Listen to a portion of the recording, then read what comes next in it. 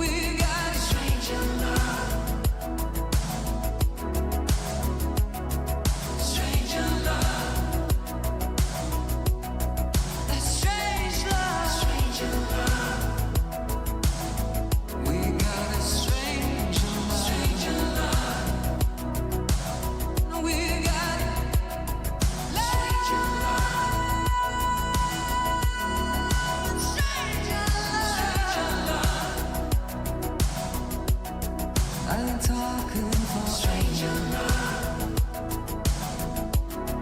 just need some time.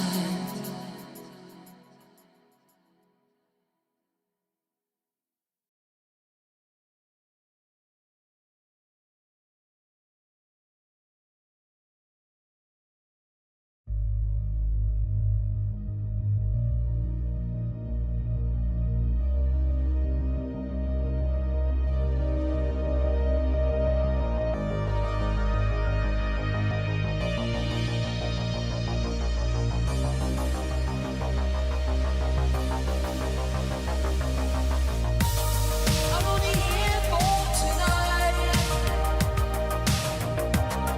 I'm leaving tomorrow. We're running out of time. If you leave here, I'll follow. Let's get lost tonight in a place nobody else can find. Let's get close tonight on a late night getaway drive. Late night getaway drive. Getaway drive. Getaway drive. Late night getaway drive. Getaway drive.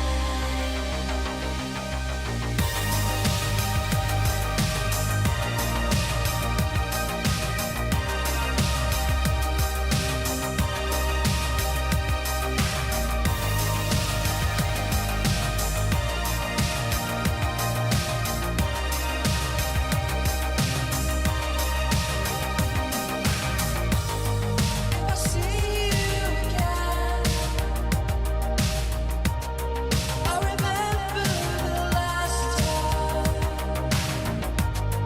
Make everything the same to see if the sparks fly. Let's get lost tonight in a place nobody else can find. Let's get close tonight on a late night getaway drive. Late night getaway drive. Getaway drive. Getaway drive. Late night getaway drive.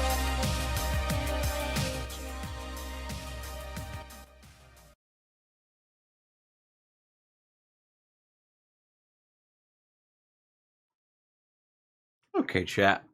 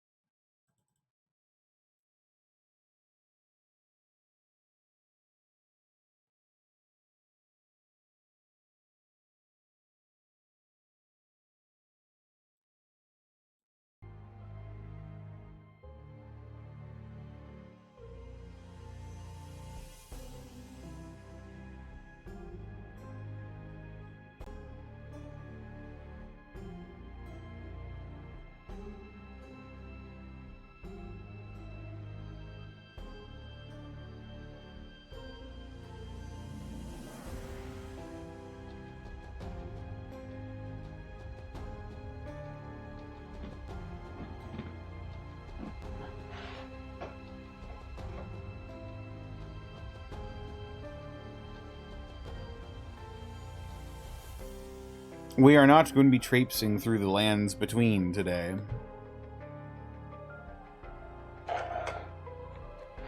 today,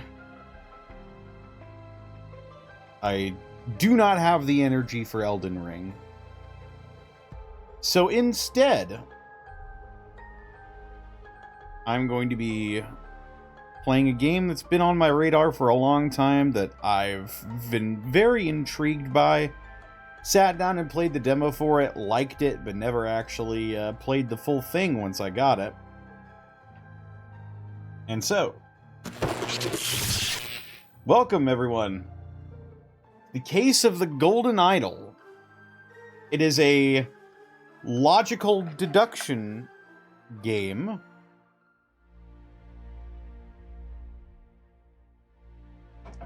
that I hear is quite good. So let's go ahead and get on into it.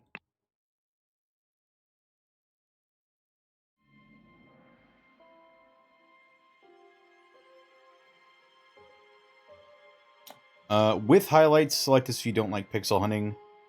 No highlights, select this if you don't mind finding all the clickable spots on your own. Oh shit.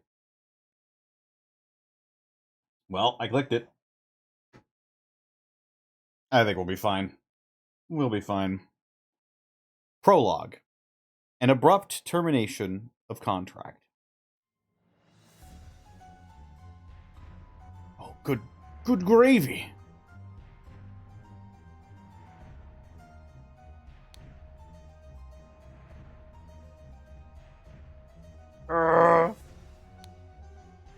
A scalpel. January 5th, 1742. Both parties agreed to these terms for the expedition to Monkey Paw Island. Albert Cloudsley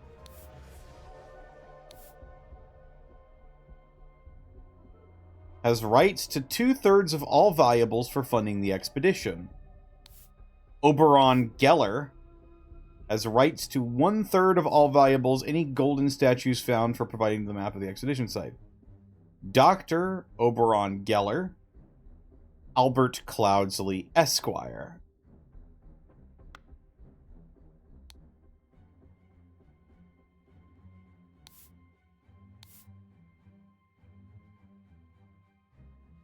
Bay of Shadows, the Ruin of Xenopolis, the Horn of Thumb, and the Horn of Finger. Oh, looks like I've got all 11 pieces. Okay, which is weird because a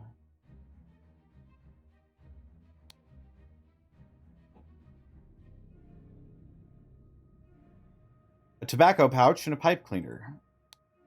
2 bags filled with coins and gems. A bag of medical instruments and some medicine. A golden statue with a red stone and a bag filled with gems and coins.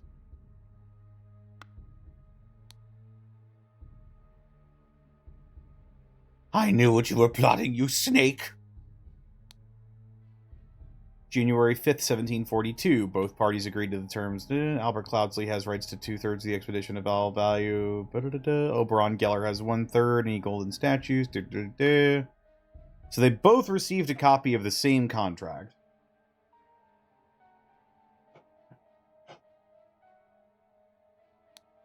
A pipe. A dagger. Okay. Let's put our thinking caps on.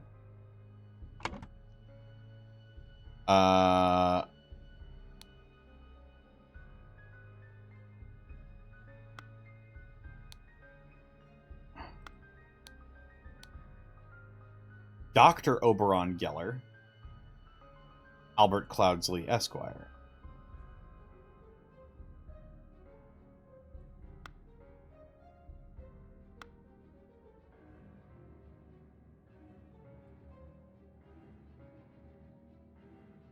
Okay. Need some context clues to figure out who these people are. He has a scalpel and a medicine bottle. That would indicate to me that he's a doctor. Therefore, the logical deduction is that he is Dr. Oberon Geller.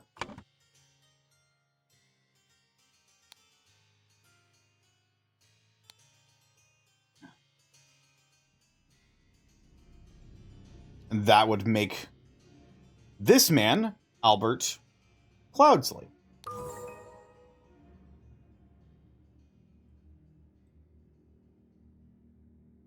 And that was correct. The scroll was not filled in. Albert Cloudsley pushed Oberon Geller from a cliff in the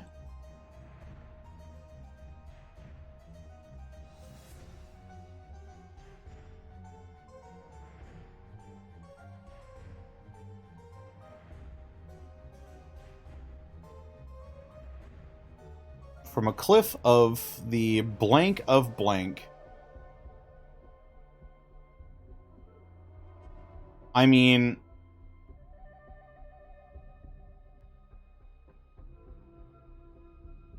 I guess since it's the X is probably their destination, I would have to say the ruins of Xenopolis. Okay.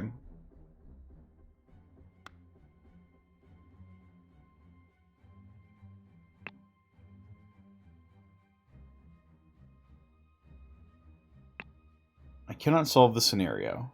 Getting stuck and working through finding a solution to the heart of the game. Before you resort to the hints, we suggest you bear in mind the following. Have you made a typo? Have you considered all the evidence? Have you re-examined your assumptions?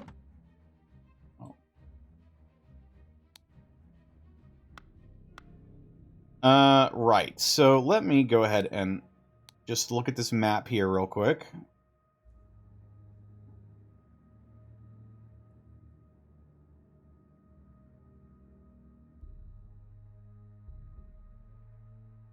Oh, okay.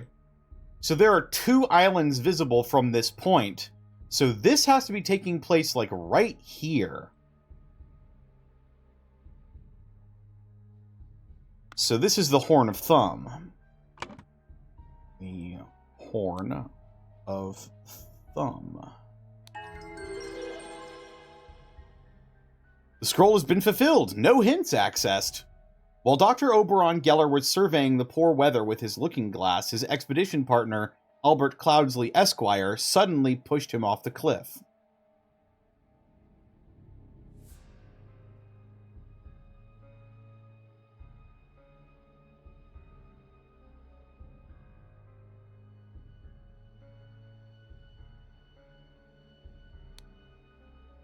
And this would have to be their camp in the Horn of Thumb. Yep. There you go.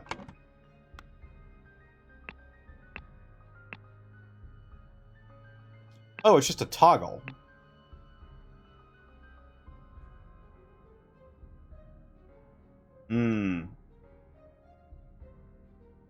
Yeah, I mean...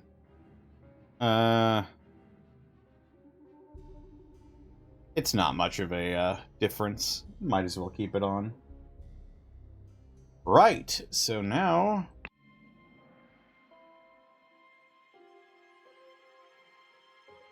we move on to... the second case. An untimely passing of a rural gentleman.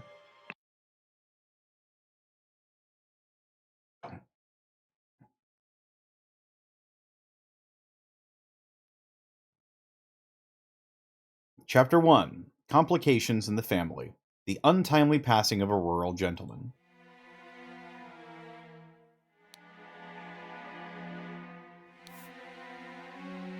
The man is not breathing. His head is badly wounded.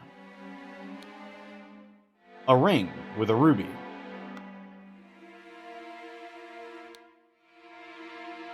This clue has been added to the thinking panel.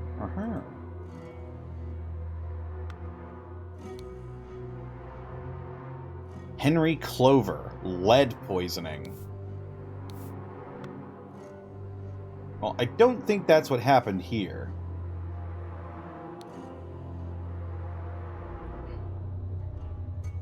When you nut and she don't stop sucking.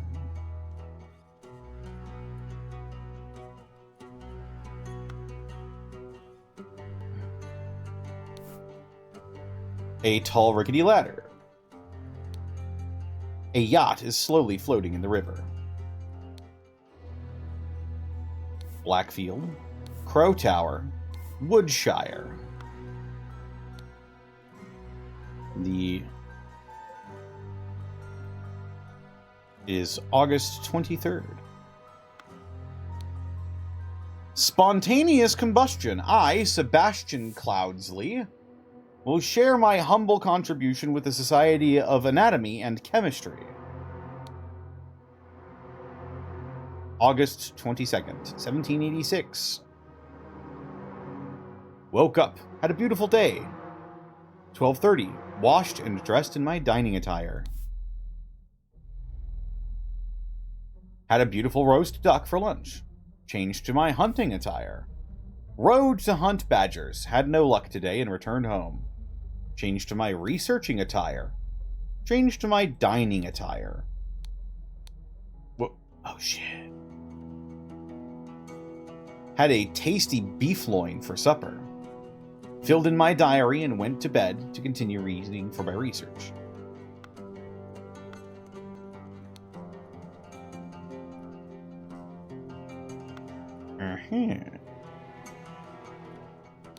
Oh, it's the Golden Idol, the titular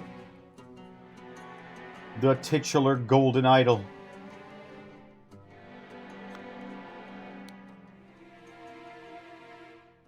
Let's see this horse. What is this Hans? A horse is running in the yard. I think that's everything. Oh.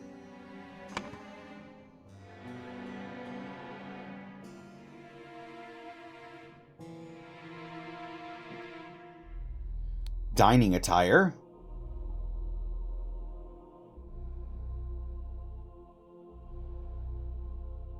Researching attire. Hunting attire.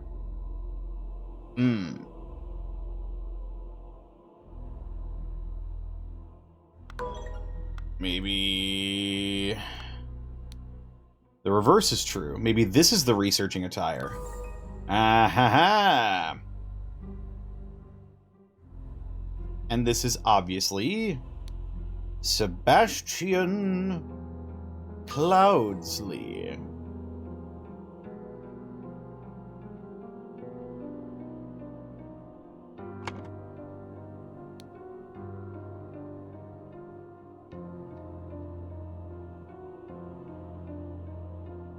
Well, this is obviously Blackfield because it is the only homestead near a lake or a river. Blackfield? Yeah. So, Sebastian Cloudsley, Lord of Blackfield, passed away in his bed. The cause of death was a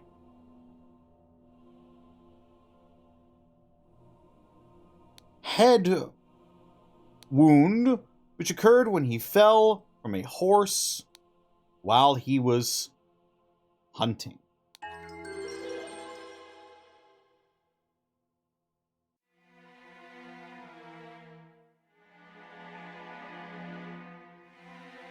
The scroll has been fulfilled. No hints accessed. While the Lord of Blackfield was hunting, his horse threw him off and he suffered a deadly wound to the head.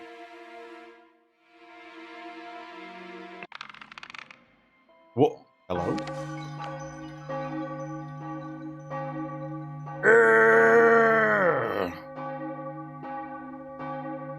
Rest in peace, Sebastian Cloudsley.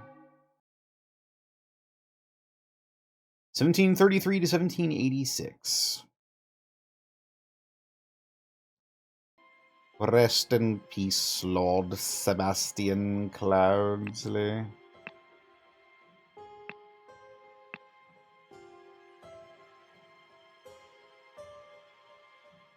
And a final unfortunate case. The dramatic departure of an outsider.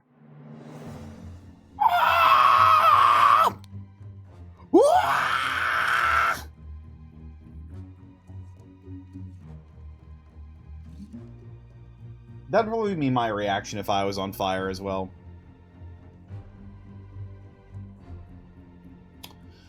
Wasn't Sebastian looking into spontaneous combustion?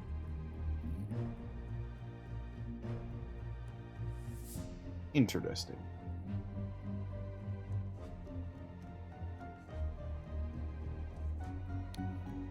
A scorched horsebrush. A scorched knife.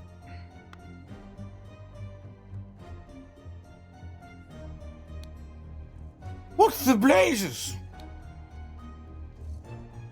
August Folky Club Derby. Race 3. Win. Raging Sultan. Place. Show. Wager. £35. It appears to be a betting stub for a horse race.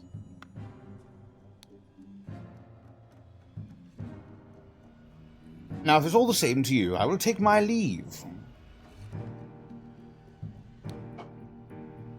Spontaneous combustion. To perform the combustion trick, you must first cast a freezing spell. The secret glyphs for the combustion on the idol. Huh? The idol? Cane, circle box, triangle square.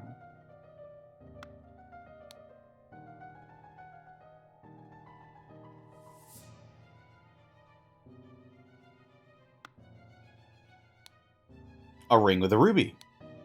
£1, 2 shillings, and 1 pence.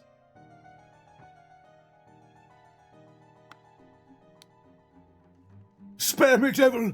I was simply following orders. Oh, yeah? Also, how's the volume on the game? Is it good? I need a fucking massage. Property of the Pear Brothers. The Astonishing Monkey Man. A knife. A. Wait, was this labeled J? There are 2 knives. They're sort of wimpy looking knives. Chode knives. This one is labeled A. This one is labeled J. Interesting. Me when anything happens.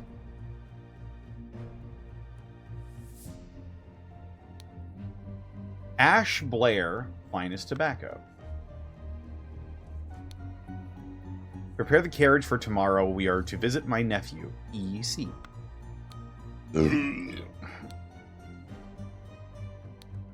2 shillings and a penny.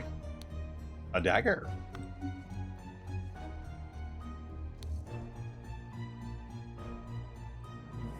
Stable rota for Adam and James. Adam and James. I think that may be our A and our J.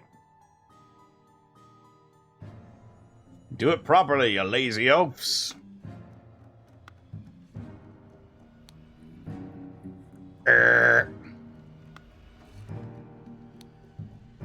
What an unexpected turn of events. An embroidered handkerchief. Dear Edmund, it has reached my attention that you are seeking a capable new servant. I have just the man for you. David Gorin is an experienced coachman with a diverse set of talents. I am sure you will find very useful. If you are displeased with his services, do not hesitate to let me know. Yours, Theo. A stiletto blade. That's the kind of knife that Otho uses.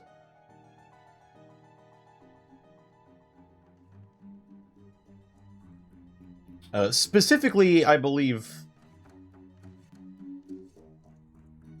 Yeah, I think Order is a stiletto, and Law is a single-bladed dagger. But I specifically wanted Order to be a stiletto.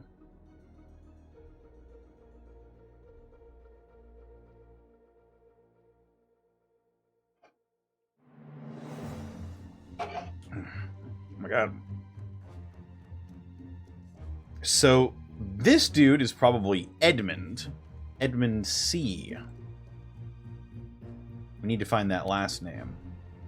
Cloudsley. Oh!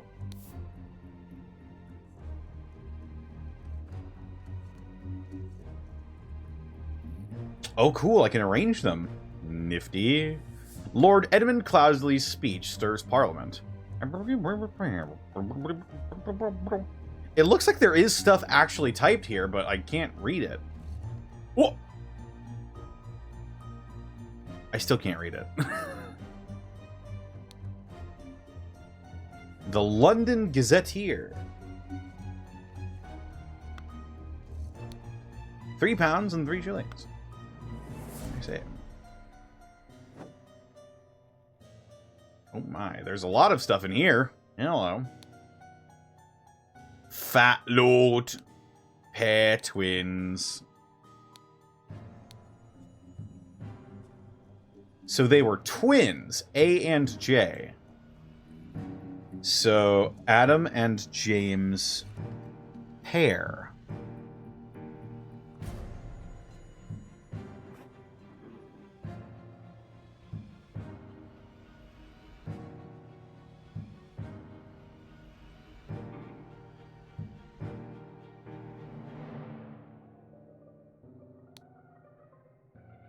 Batley, Cloudsley, and Hubert.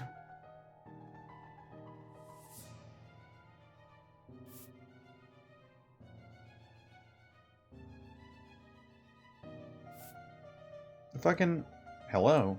Thank you. So if we go back outside and we look at this emblem, we can see that this is House Batley.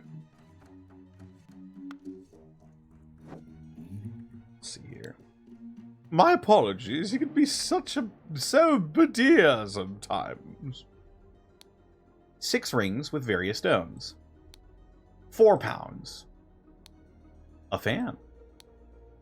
An ornamented guitar blade. Ma'am, what are you doing with this?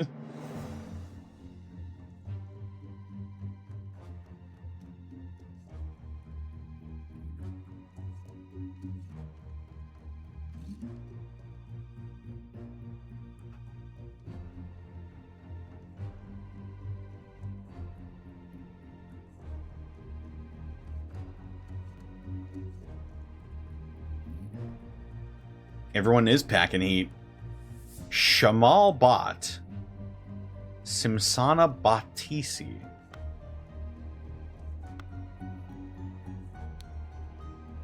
Nicholas Maker. Attorney. Nicholas Maker. Attorney at law. I would not have expected one of your family to treat a legal document in such a way. I am appalled. A ring with a ruby. 2 shillings and 3 pence. Ugh.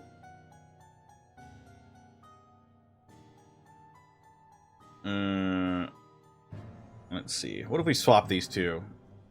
Yeah. Yeah. Yeah. So, Rose Hubert.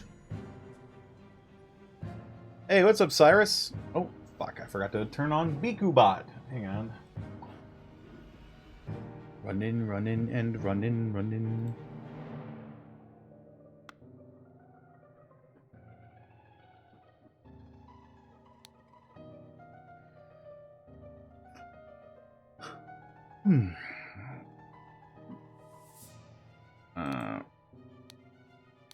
Peter Batley.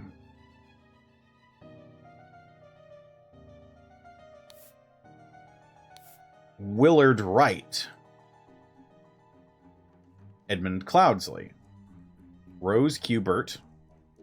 Sebastian Cloudsley. Beatrix Batley. The reading of the last will and testament of Sebastian Cloudsley.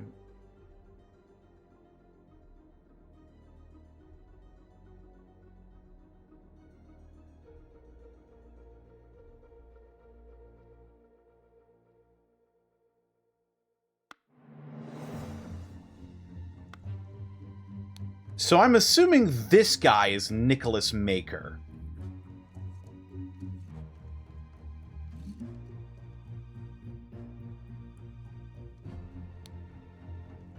She strikes me as Rose.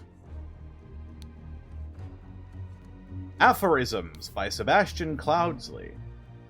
How to be happy. How to eat a hearty meal every day and do not waste your time on trivialities. How to avoid being upset. Strive for that which holds meaning and do not shrink from responsibility. How to be inspired. Take a walk in the forest and breathe the fresh air. How to avoid being scared.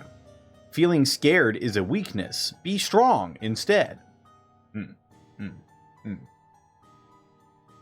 Bars. There's still 6 more things we need to look at here. Oh my.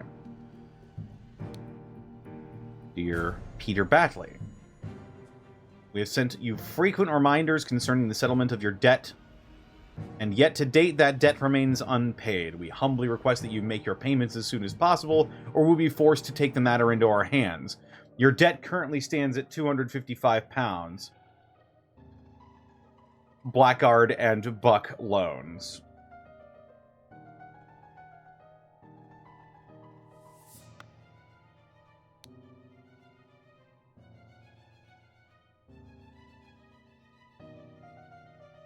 Another betting stub. But we don't know whose it is.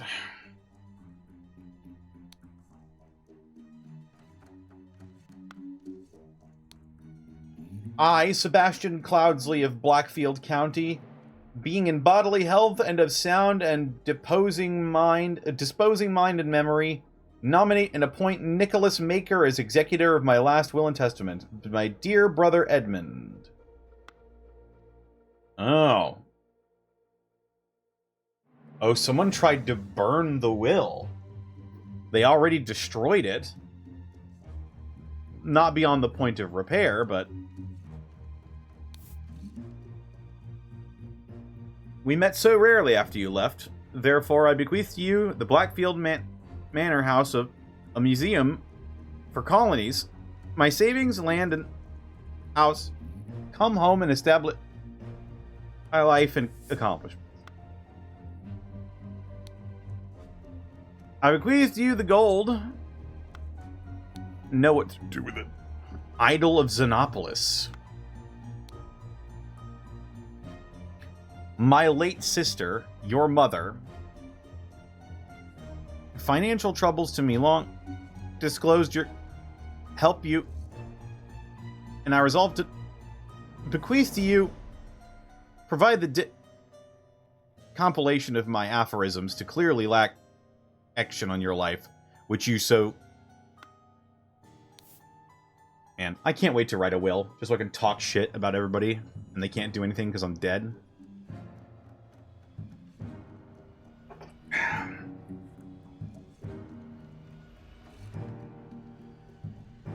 If I were a gorilla, I would have it in my last will and testament to have someone bludgeoned.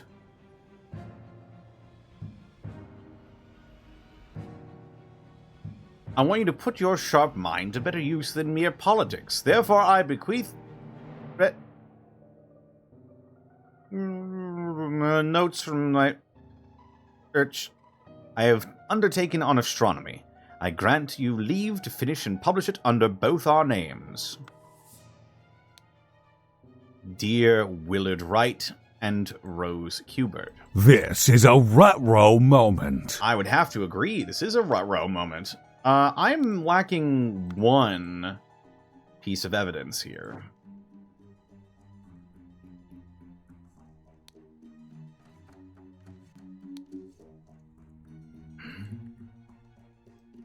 I can't interact with this.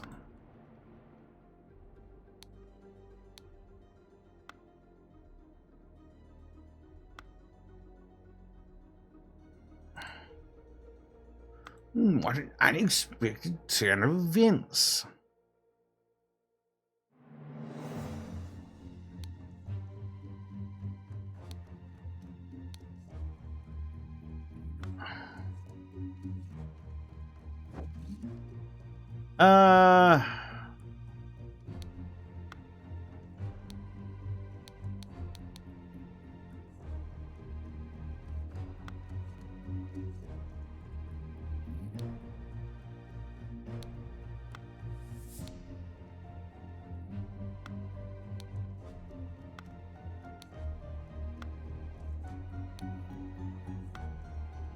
I bequeath unto you my last fuck.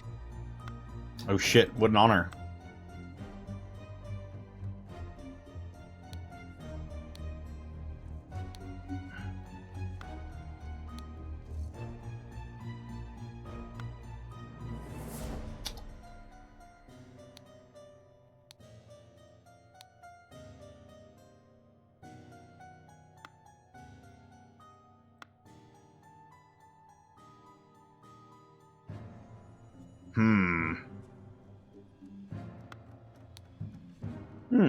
Interesting.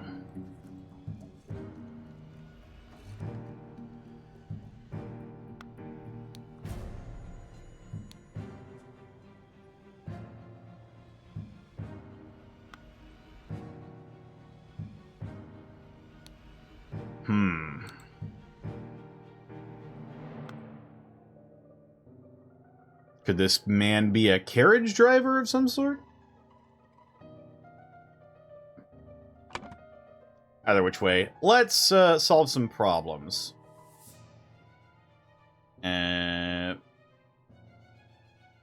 This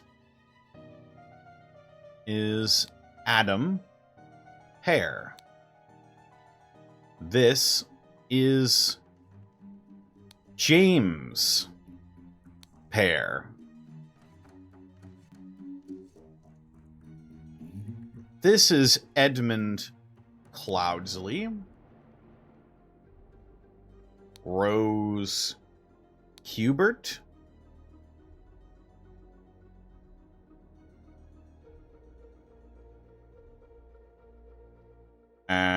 Oh, this guy must be David Gorin.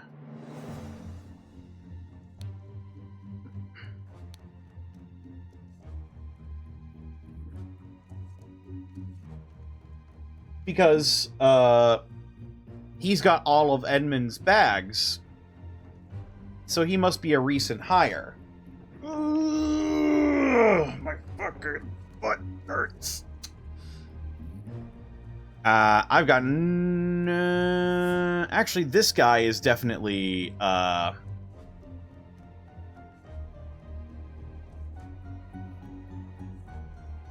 Nicholas Maker, I believe. Right? Hang on. Let me go back in there and,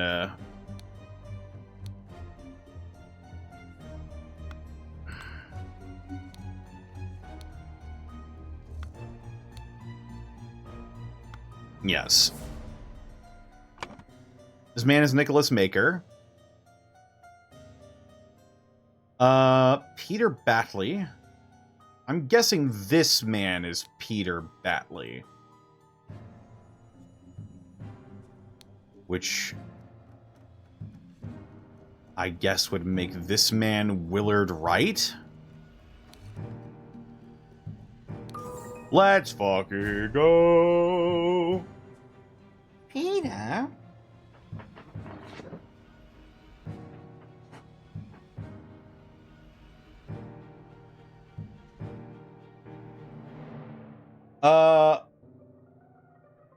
We met so rarely after you left for the colonies, therefore I bequeathed you my savings, land, and the Blackfield Manor house.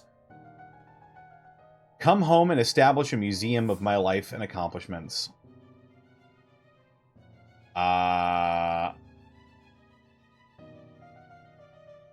think this is addressed to Edmund Cloudsley.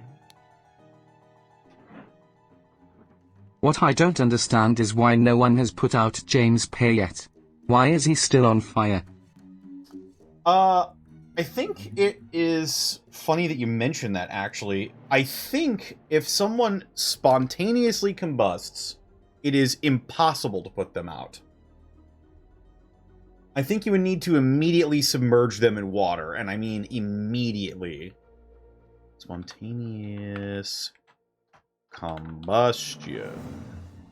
Survival rate.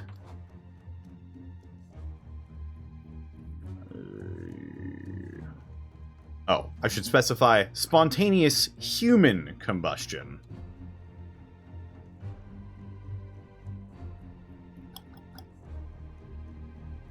But then he is like a Tesla car and takes forever to actually put out even after fully submerged. Them's the brakes. Spontaneous human combustion is the pseudo-scientific concept of spontaneous combustion of a living or recently deceased human body without an apparent external source of ignition on the body. In addition, to reported cases, descriptions of the alleged phenomenon appear in literature, and both types have been observed to share common characteristics in terms of circumstances and remains of the victim.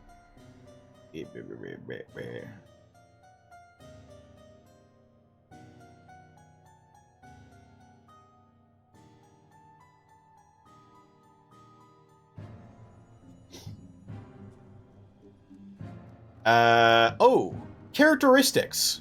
Oh, this might be interesting, actually. This may help for the game. Hang on. Let me grab my didgeridoo real quick.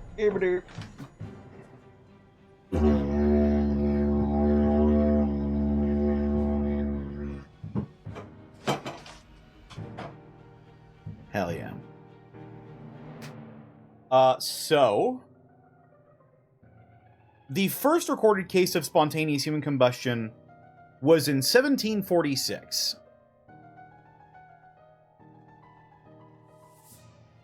In 1823, L.A. Perry published a medical jurisprudence which stated the commonalities among the recorded cases of spontaneous human combustion. There are 6 characteristics across all of the cases. Number 1, every victim was a chronic alcoholic. Number 2, they are usually elderly females. Number 3, the body has not burned spontaneously, but some lighted substance has come into contact with it. 4, the hands and feet usually fall off. 5, the fire caused very little damage to combustible things in contact with the body.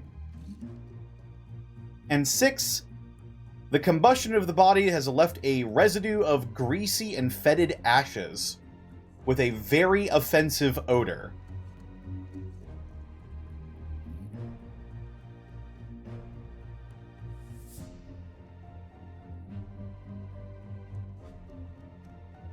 So don't let old leper grandmas drink, got it? Listen. If you're an old leper grandma, you can have all the alcohol you want. At that point, why would anyone stop you?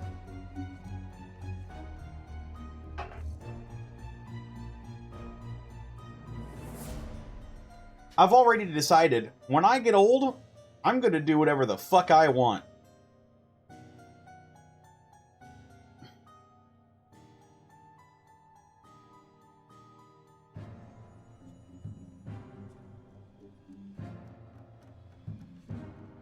We are old? I mean like 70, 80.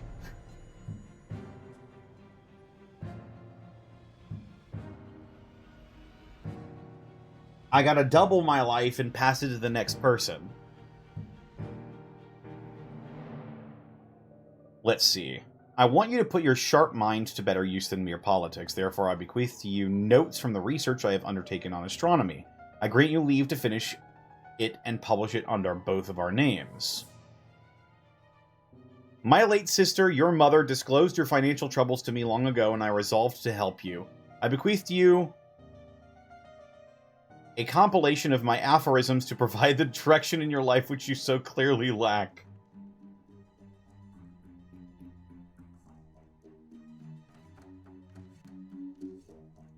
Yeah, I think I'd have tried to burn the Last Will and Testament as well, actually. Oh, you've got financial troubles? Here is a book. Here's my self-help book. My own self-written, self-published self-help book. By the way, did you know I had to wear a different outfit for every part of my life? I bequeath to you the golden idol of Xenopolis. You will know what to do with it. I guess that's going to Willard Wright, because he was holding the golden idol of Xenopolis.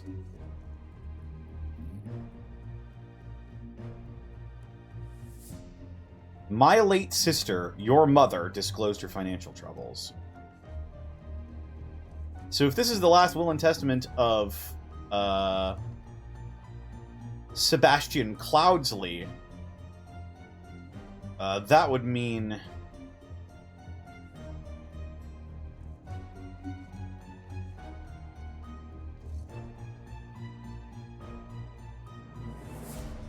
Oh, I just realized something.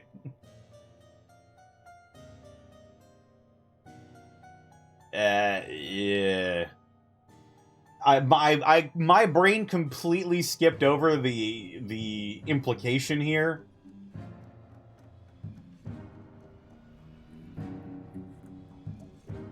Or wait, no. Hang on. My late sister, your mother, disclosed to me your financial troubles.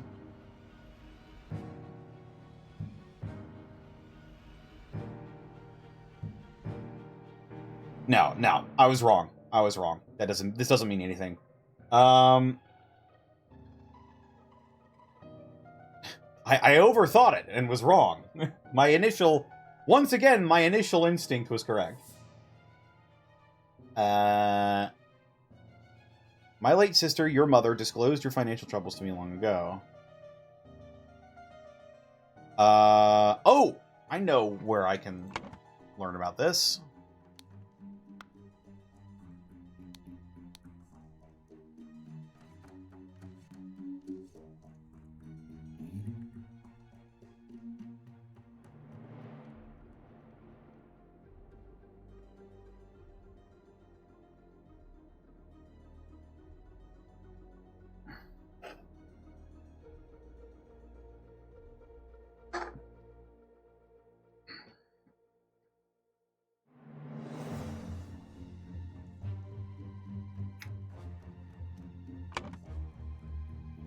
My late sister, your mother, disclosed your financial troubles to me.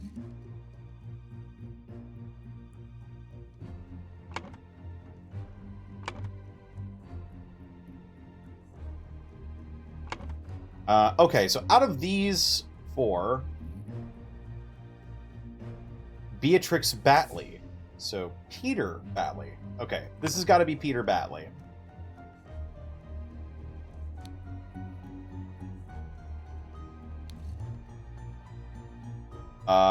Edmund Cloudsley, Peter Batley, Willard Wright, which would make this last one, it would have to be Rose Kubert.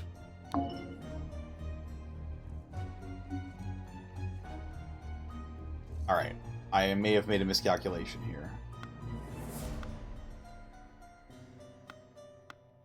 These two are right, in my opinion. I guess this would... But that doesn't make sense. Wait a minute. My late sister, your mother... Hang on. Let's go back and look at this shit.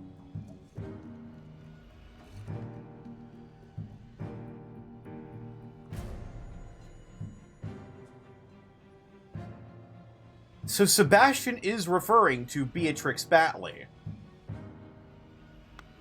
So wait. This has gotta be Peter Batley. Right? Oh, he's not an inheritor. You are so right. You are so right. No, he is an inheritor. You were so wrong.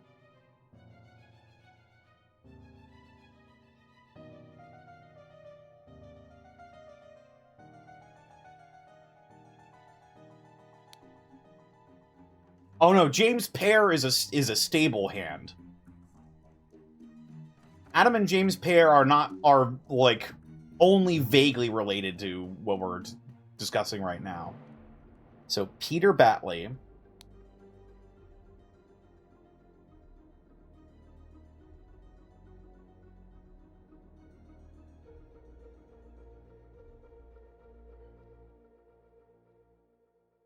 But wait. I'm not a good detective, my brain often goes bleh.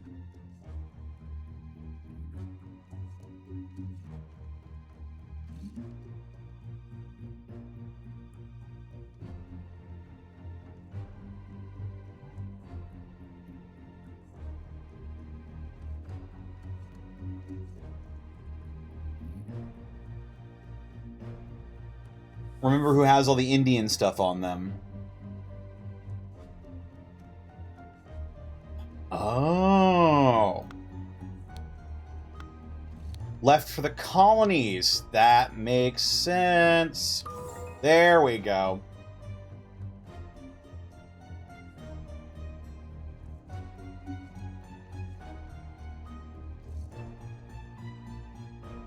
We met so rarely after you left for the colonies, therefore I bequeath to you my savings, land, and the Blackfield Manor House.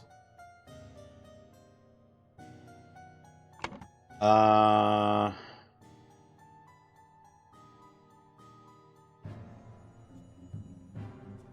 yeah, I guess they were related.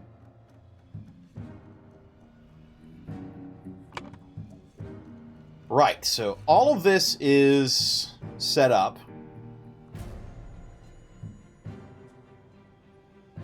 Now,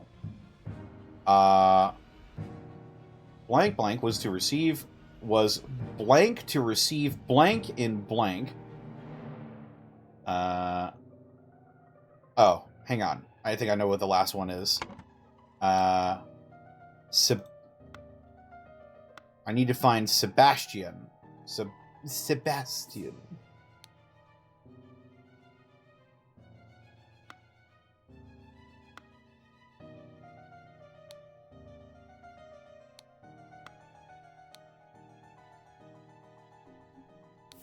There we go. In Sebastian Cloudsley's will, and ordered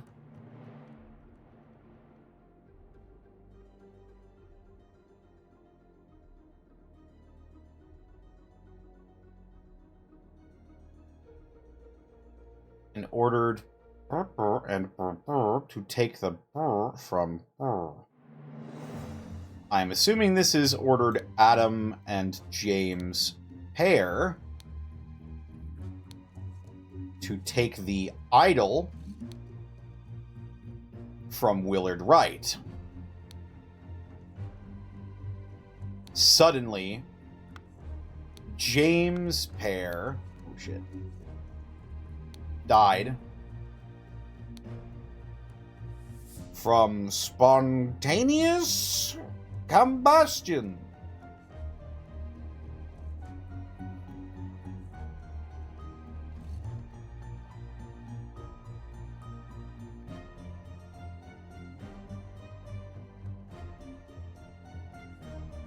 Oh shit. My fucking my Sammy core actually worked. Hot damn.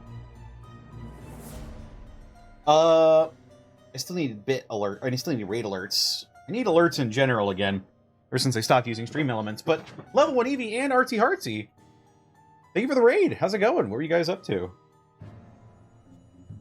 We are playing The Case of the Golden Idol. It's a curious case.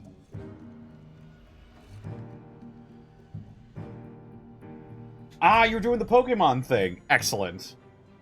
I wish you much luck. I don't know shit from apple butter when it comes to modern Pokemon.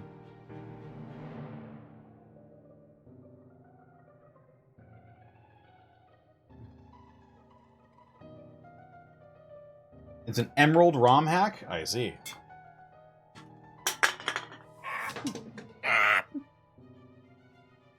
Eevee accidentally reloaded a super old save state and had to redo a ton of stuff twice. Damn, Eevee.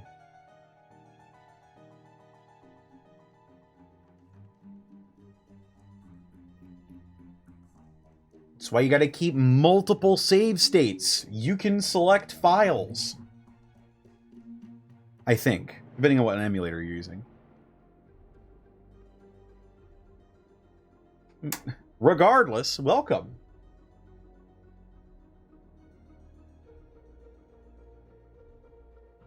Also, please don't use my chat to solicit commissions. Or not solicit. Like, yeah.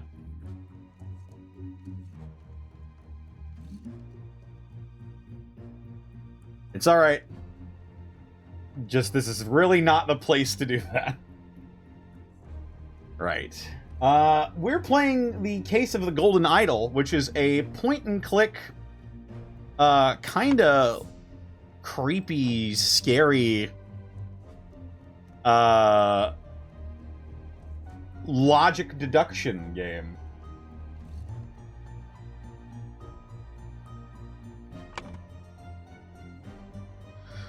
Right. Why is that man on fire? He spontaneously combusted. Spontaneous combustion. Oh, well, you can't see it.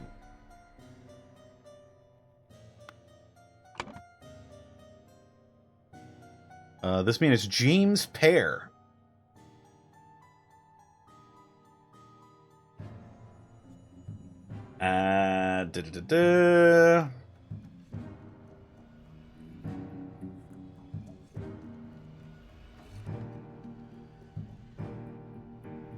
I'm just gonna say Edmund Cloudsley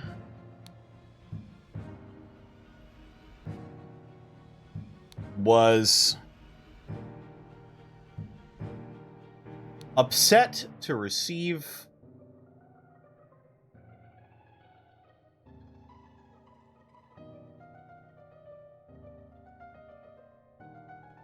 research.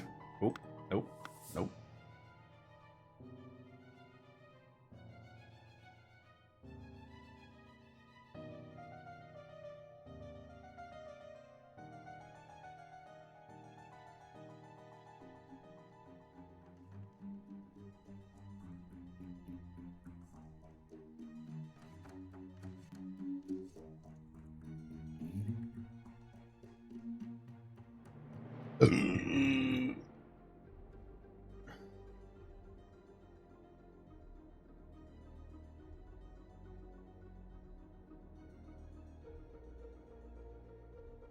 How am I enjoying the game? Thinking about getting it?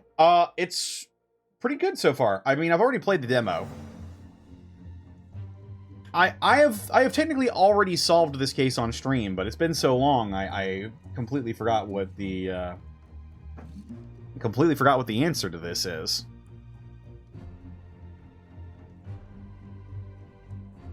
I mean, I'd be upset if I received aphorisms. Yeah, me too. I was talking about that.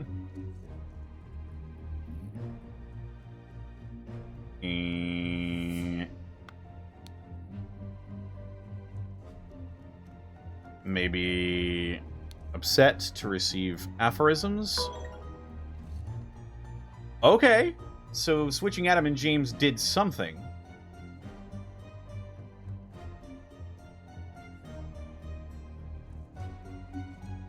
Okay, this is all correct, I believe.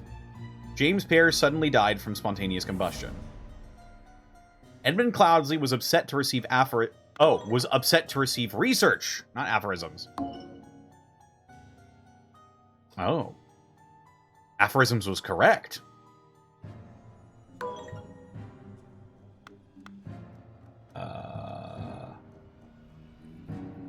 Then that must mean this was Peter Batley's doing. Oh, shit!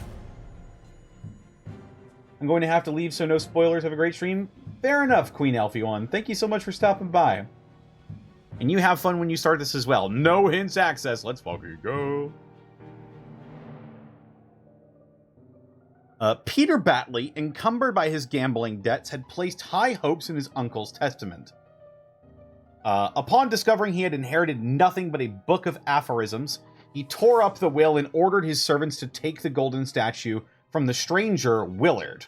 Suddenly, one of the servants burst into flame.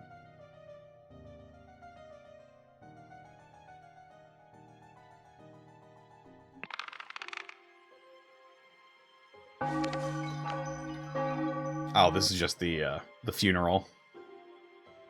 Right. And so, next chapter. And so, this was the last case that I played. This one right here. So I know vaguely what happens in this, but after this, everything past this is completely foreign to me.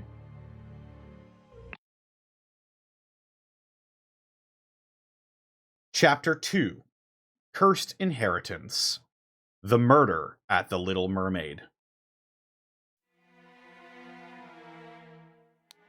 Oh my goodness!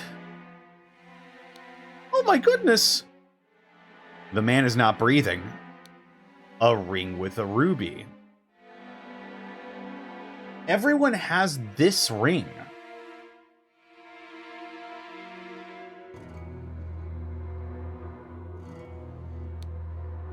A walking cane.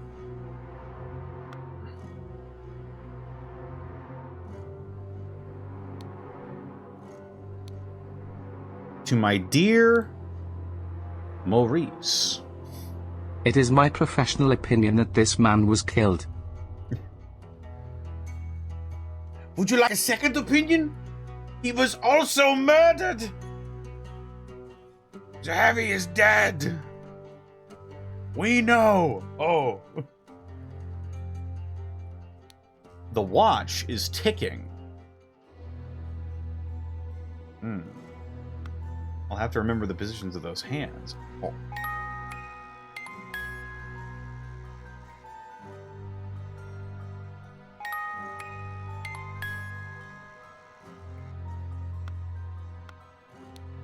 What is this, borscht? Are you trying to be like Hercule Poirot and use your little grey cells? Yes, my little gray cells are vibrating at intense frequency.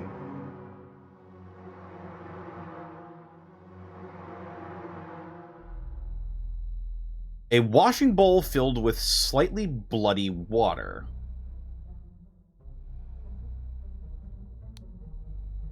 Dear proud Beastmaster.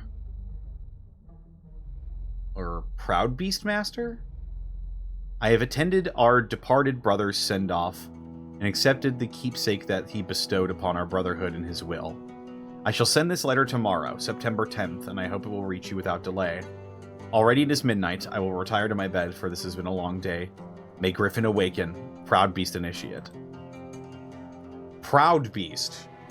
Are these like the Proud Boys? I'm glad they're getting murdered then. The door does not open.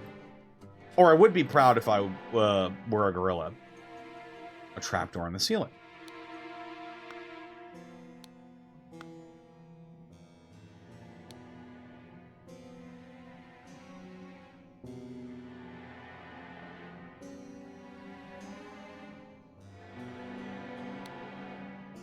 Oh, this must be Willard, you're thinking.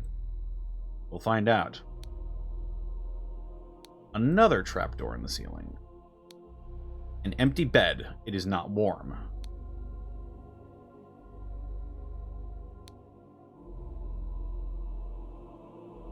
The key is in the...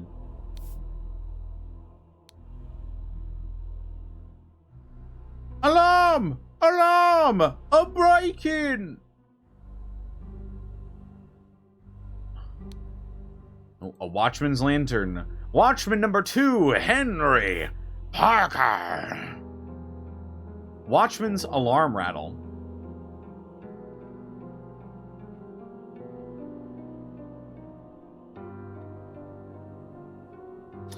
Honestly, this is a good idea for an alarm. I think the other thing would be a bell, but like these things that you spin and they make a whole lot of noise. I think they're just called noisemakers, right? Spear, by God.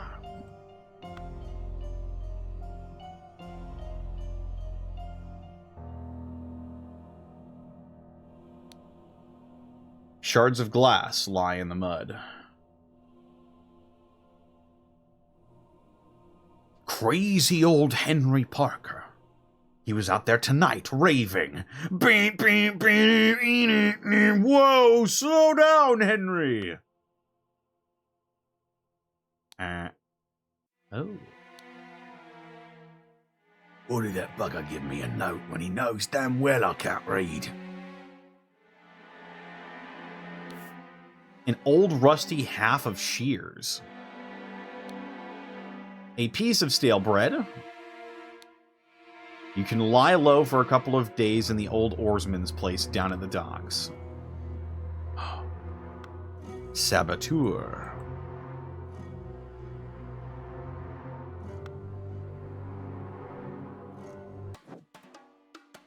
Meanwhile...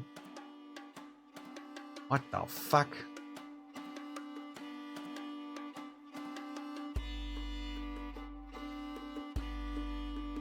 Hey, what's up, Brecky? At the Little Mermaid Inn, the amazing Evans musical performance on September 9th. Event shall commence circa 11 p.m.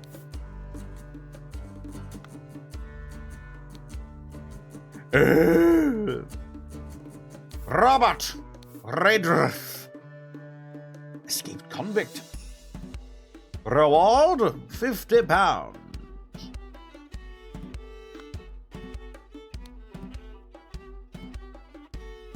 Green, Briage, and Blair.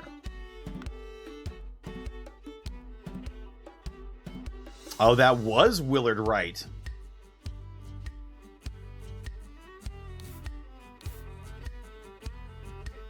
Ash Blair.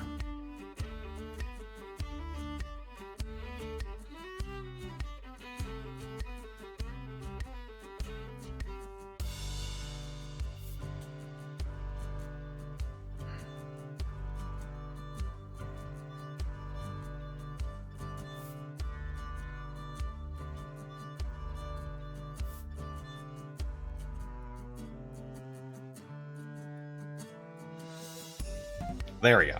Back him out. Crazy old Maurice.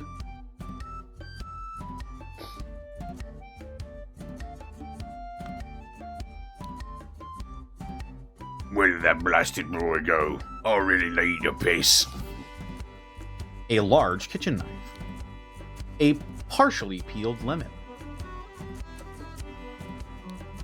A ring of various keys. Dear Oscar Boyton,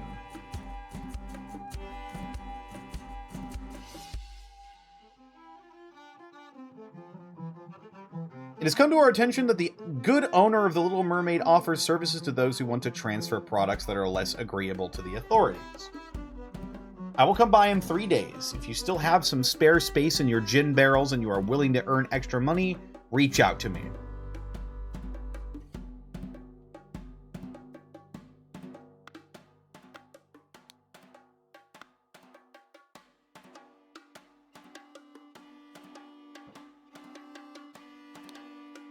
The door to the street is shut with a latch. Okay. Oh, mother, forgive me. I will never gamble with something so dear to me again. A violin. A key.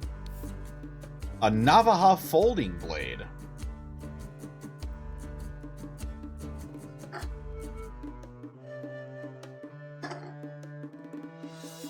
Have you ever seen those, like, gigantic Spanish foldings? They're like folding daggers, basically.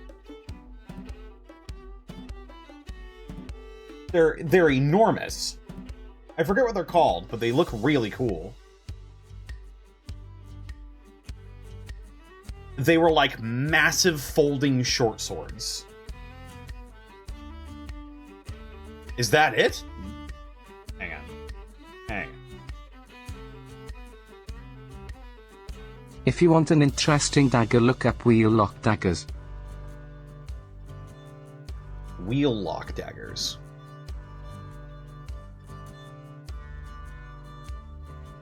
Oh, that's what I'm talking about. That's what this is. But they're like massive.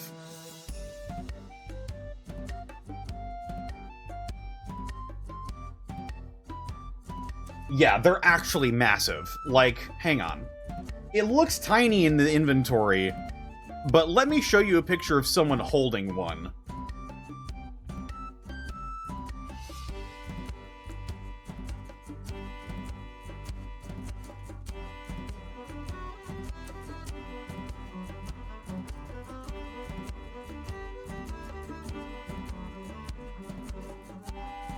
What?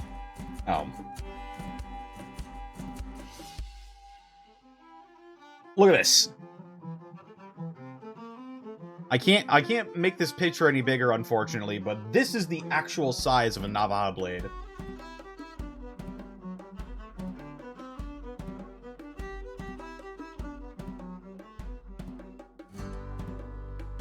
Yeah, that's not a knife.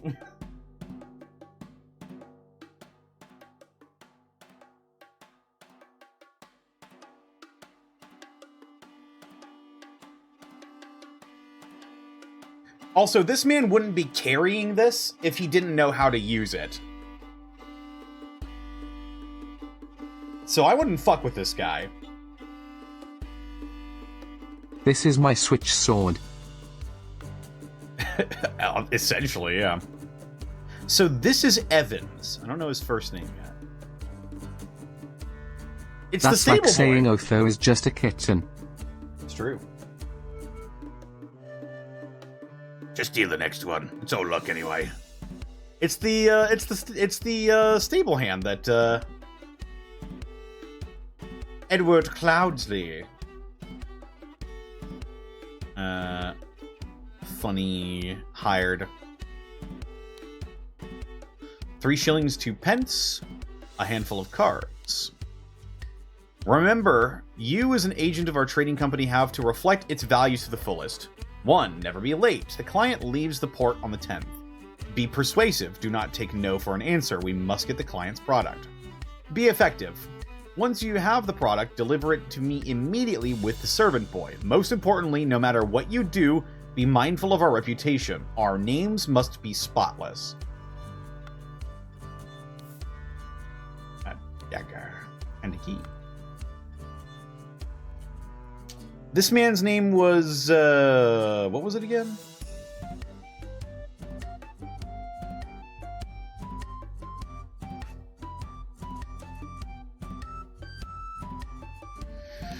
I forgot.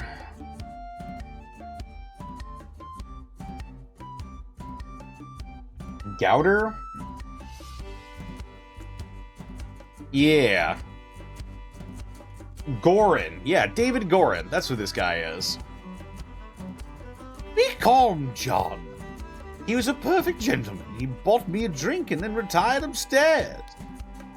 A handful of cards. 2 shillings and 4 pence. A stiletto. A key. To Annie. You are beautiful like a rose. For you, I will take any blows. Annie, you are like a glass of wine. Your hair is very fine. I will find gold in a mine, if that makes you mine. If that makes you forever mine. Your piglet, full of love.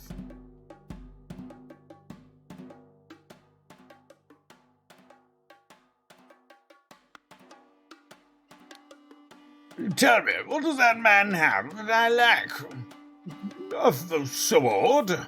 I have a small sword. Well, looks like we've got everything. We need to solve this case. 7 pence. Looks like he's losing. Right. There is material to be discovered. Is there?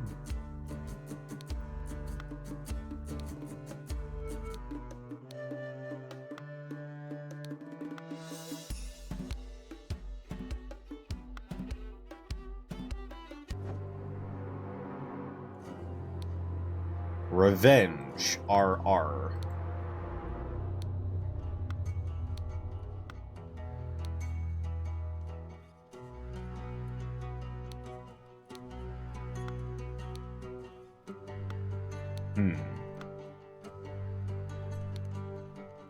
Am I actually missing something?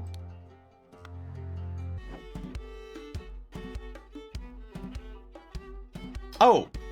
Aha! Here we go.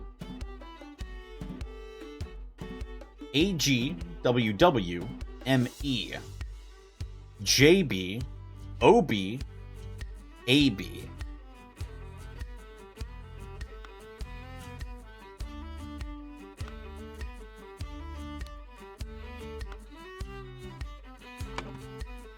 Okay.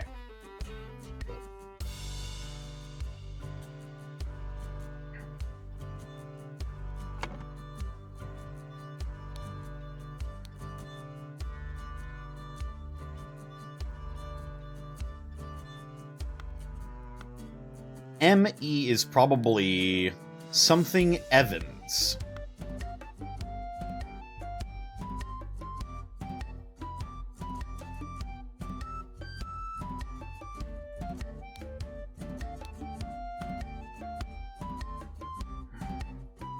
Maurice?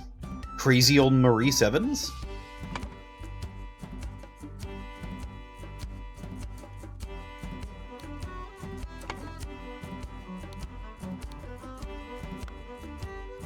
This guy is Oscar Boyton.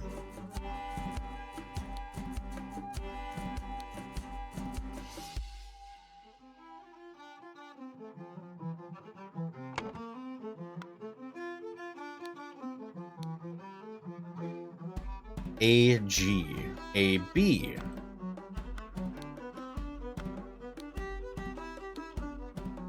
Annie. Your name is Annie.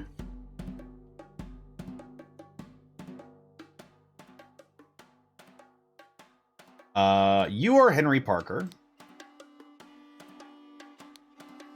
You are Willard Wright.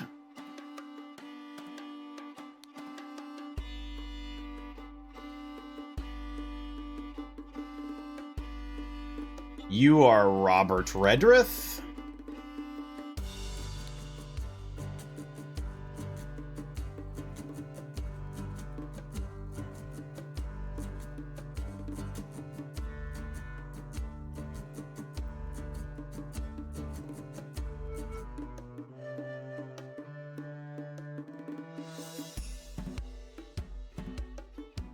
Annie Green? Yeah, AB is probably Ash Blair. Which I'm guessing that's who this is. And then this guy is...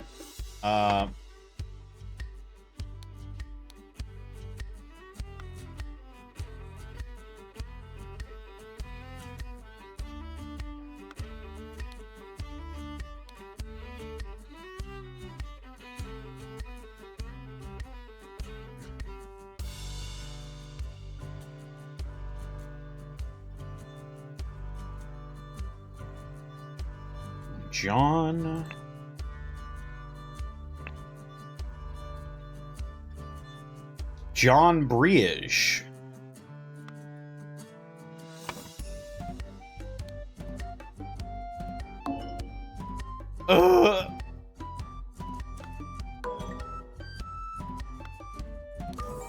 Da da da.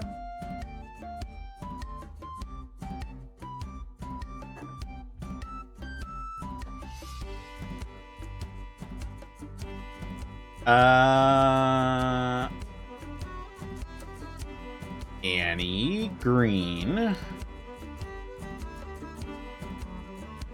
Willard Wright. Maurice Evans. Annie Green. John Breege. Oscar Boyton. Looks like the owner got in on the action. Walter White. You got me. Annie Green. John Breege. Ash Blair.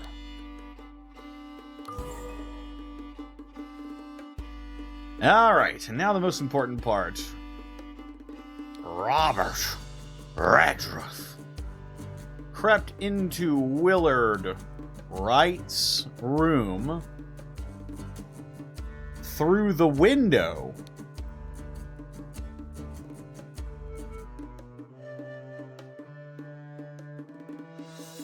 While Annie Green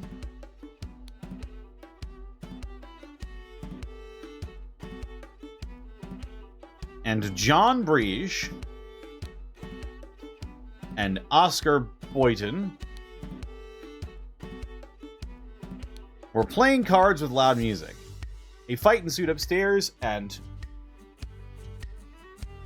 Willard Wright got stabbed with a shear.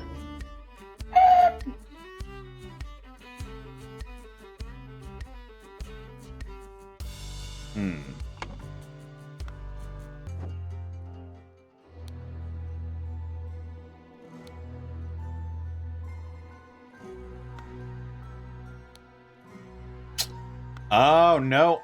No, it wasn't the window. Because the glass is on the outside.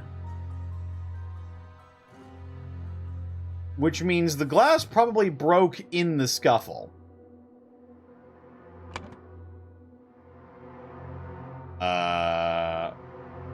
Would that be the door, then? The trapdoor. Ugh!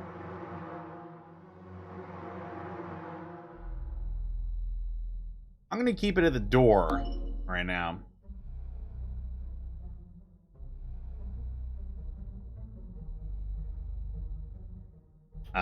Maybe this last one is Ash Blair?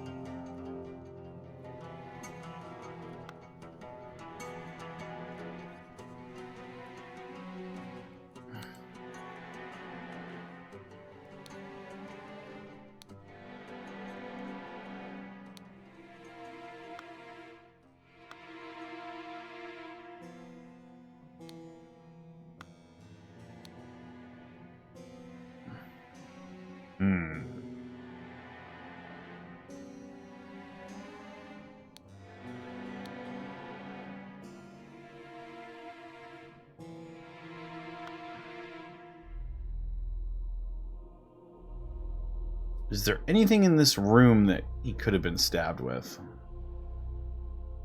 A washing bowl full of slightly bloody water.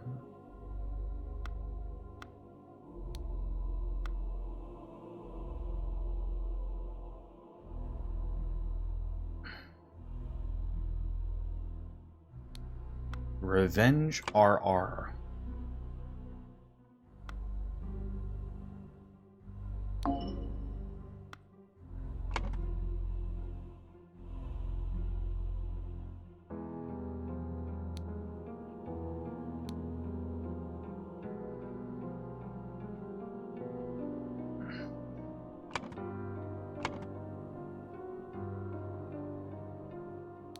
Well, the only thing that makes sense for him to have been stabbed with is the shears, right?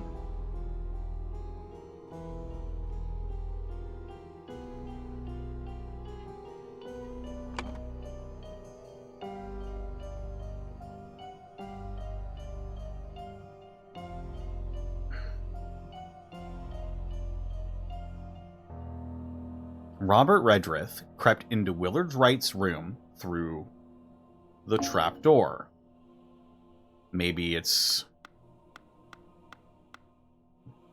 these ones.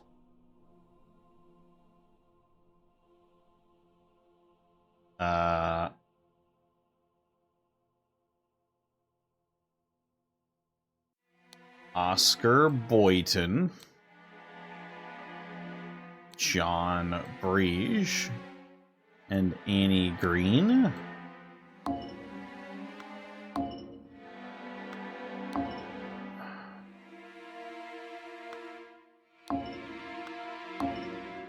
I don't actually know if this matters. Can someone tell me if the position of the names matters?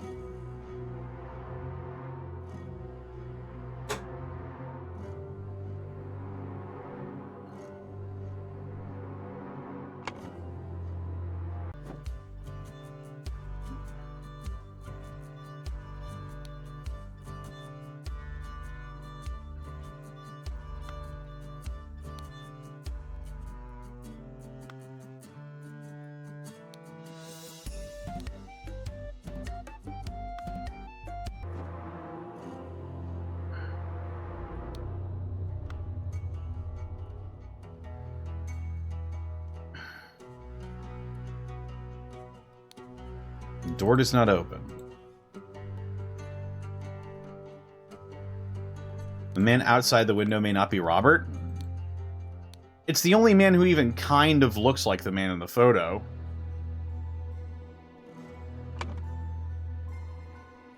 Also, this is correct. Yeah, it wouldn't say this if this man was not, in fact, Robert Redruth.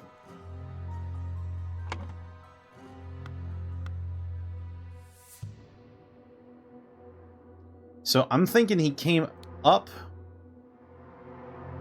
through here and then came into this other trapdoor.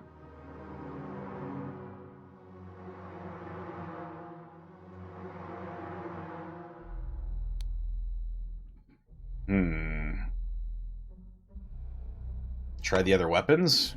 I guess. Let's try a dagger. Okay, so a dagger? There is nothing indicating that it was supposed to be a dagger.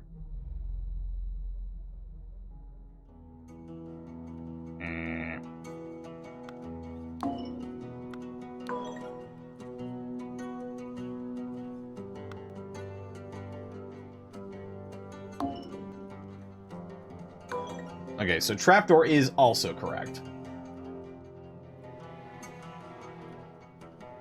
Maybe he stole the weapon of the gun. You are so right, bestie. Who is staying in this room? Ash Blair.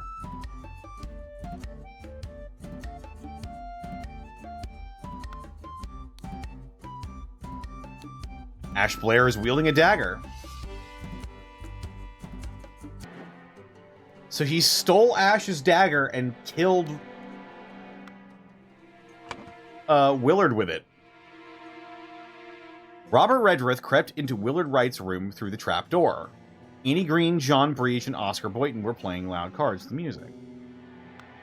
Would this be Maurice Evans? Oh no. If there was loud music, then it wouldn't be Maurice, because he's the one playing the music. Is this last one Ash Blair? This last one then has to be Oscar Boyton. Oscar Boyton is correct.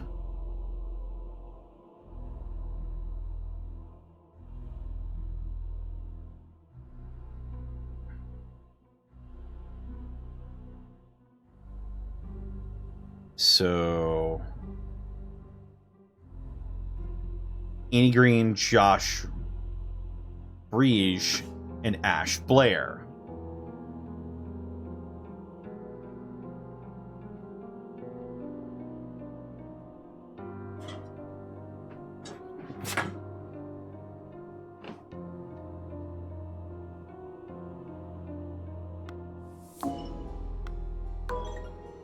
Okay, I guess this doesn't matter then, the position. John Breege, Annie Green, and Oscar Boyden.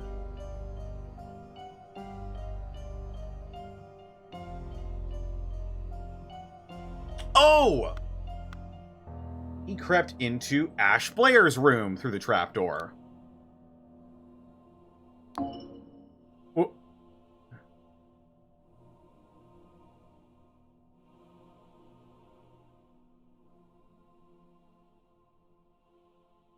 Oh, he crept into Ash Blair's room through the window? Through the door? Through the trapdoor?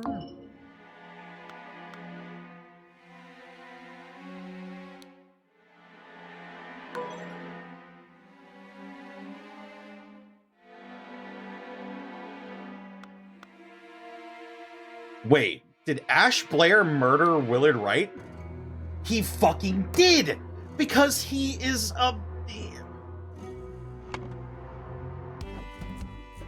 This is the same fucking guy that was there when, the dude burst into flames.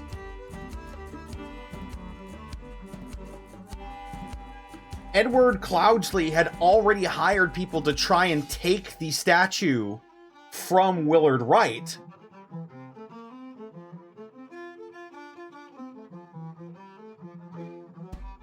No different guy? They look the same.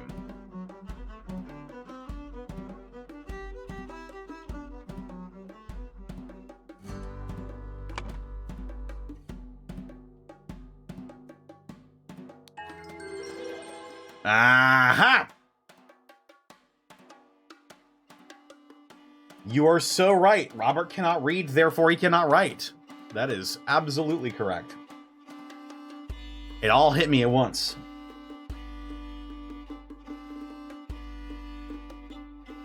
Yeah, going by the name of Ash Blair. Yeah, no, this is the dude.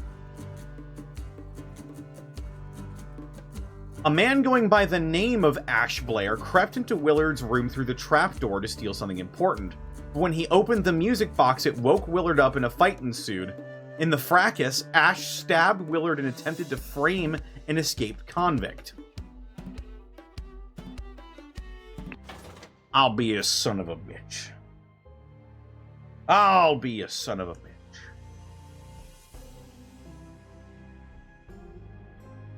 Damn.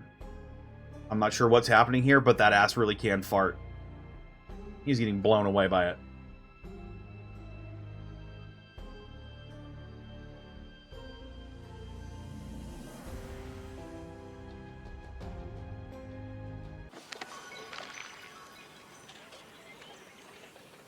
Good morning, innkeeper. I heard a man was murdered here a week ago. A deranged convict did him in. Now bugger off. Tell me more about the evening when Willard Wright died. I will make it worth your while.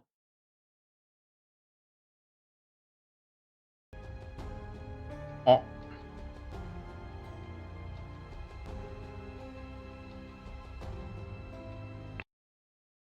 Chapter 2, The Cursed Inheritance, The Intoxicating Dinner Party.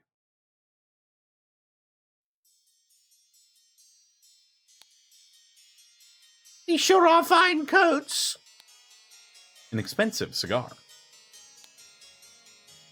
Little Pip, run to the city and grab me some Ash Blair. Oh! He also had Ash Blair tobacco in his pack!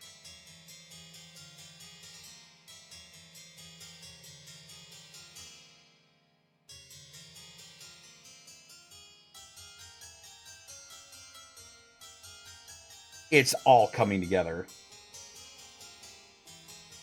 David Gorin?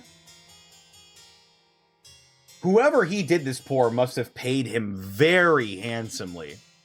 Little Pip.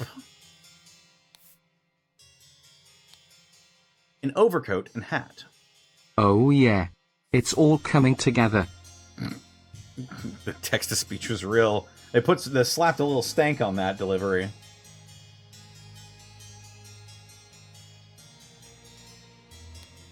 An overcoat and hat. A box of cigars. Dear Miss Richards, I enjoyed your company tremendously when I visited your father last month. I am certain that you would wish to hear from the rest of my thoughts on the shortcomings of our society. I invite you and your father to dinner on April 8th in my manor. Sincerely, Edwin Cloudsley. The writers were on fire with this game.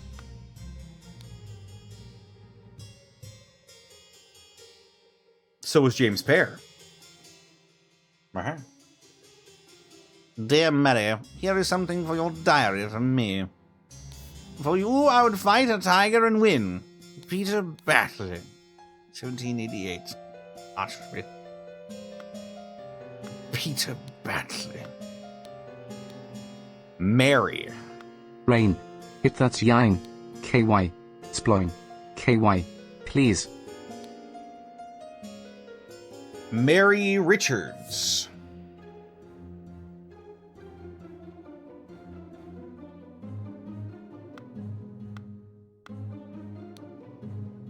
Oh. A syringe with some liquid left in it. Oh.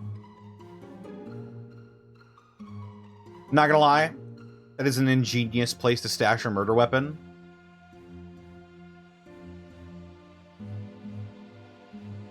Ryan, hit that yoinky, sploinky. Please! Oh yeah, baby. Oh yeah. You see that, eh? Leave it to Ryan.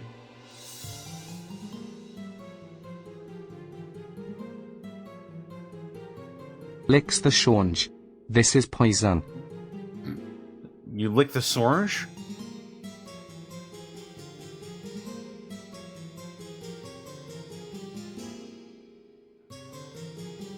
Oh yeah. I'm licking that syringe.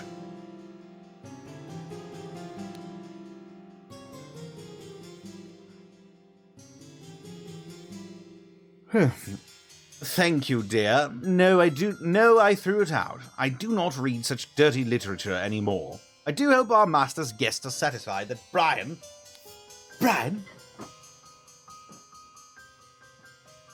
served everything as instructed. Oh. A small, simple key.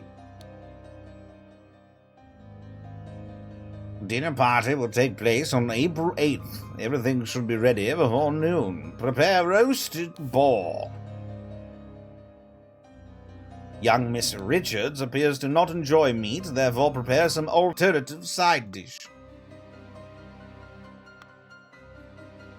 Quicked up white boy goated with the swars. Swallows. And the shush and the rear. Mrs. Smith. 2 eggs and a pot of tea. Each breakfast. No heavy food for dinner. You are responsible for little Pip doing his errands. Mr. Walker, I am to be woken up and dressed at 7 a.m. I expect to receive my daily newspaper at noon. Mrs. Baker, I expect all my rooms to be cleaned every day, twice on the days I have visitors. David Gorin's job requires that he arrive or leave during the night. No complaining about this. EC. To Mrs. Smith for 3 years of service. Oh. Look at the cute little cow-shaped teapot.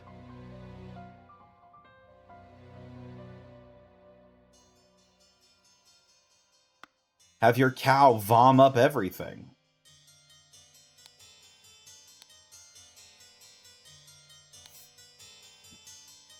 Full and sealed bottles with red liquid, labeled wine. A full and sealed bottle with amber liquid, labeled brandy. Of course I can give you some candles for your room, Lucia. I assume you are itching to continue reading that scandalous novel.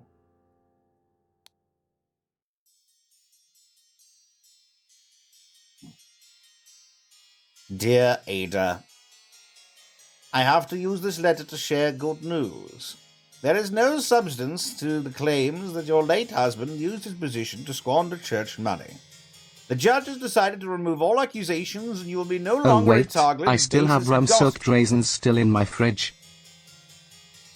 Rum-soaked raisins?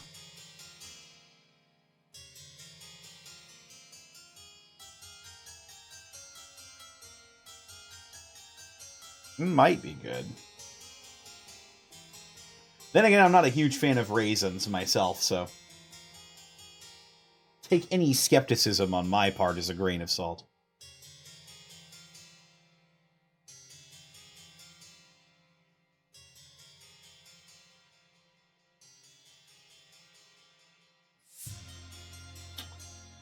The judge has decided to remove all accusations, and you will be no longer a target of baseless gossip. I truly and sincerely hope this will provide some comfort in these dark times when ignorance and impudence go hand in hand. May our Lord steward over our poor soul.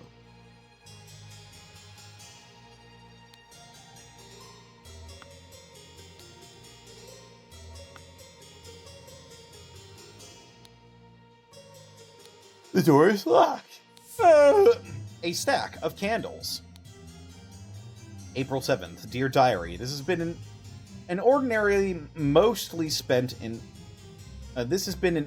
day spent mostly in preparation for tomorrow's dinner event. I do believe the time has come for me to ask for a raise in salary after all these years I have loyally worked here. It is a difficult conversation to be had, but I will strengthen my will and talk to my master about it tomorrow. £1 and 2 shillings. An inkpot. Hortius, the wise slave. Fables about rulers that make you think.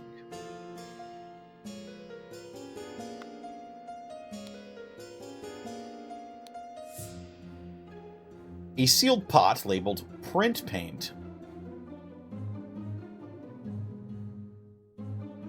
Oh shit!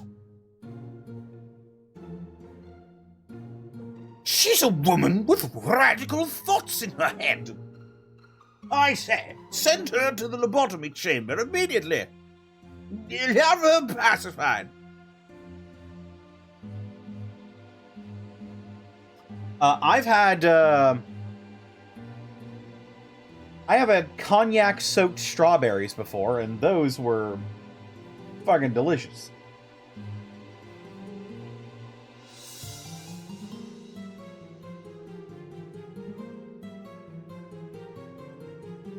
This woman, in her opinions, send her to the dunking chamber post-haste.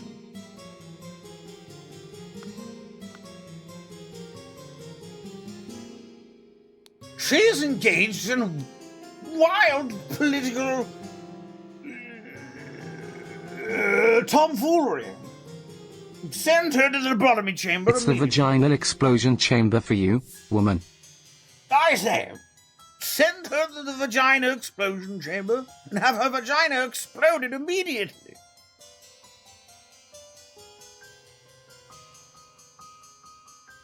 The rapscallion. A set of lockpicks. Ash Blair Finest Tobacco. A dagger. A pistol. David, clean up the barn until Wednesday. I plan to continue experimenting with the artifact. EC. Edward Cloudsley. Monkey Man 1 versus Striped Dark Hand.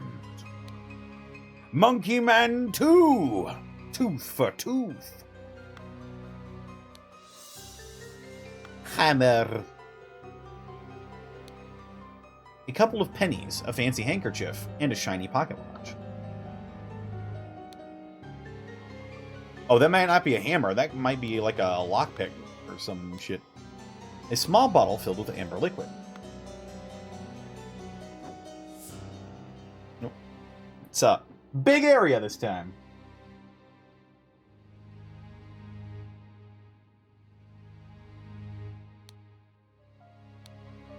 A stack of candles. Remember to take the fourth one from every row.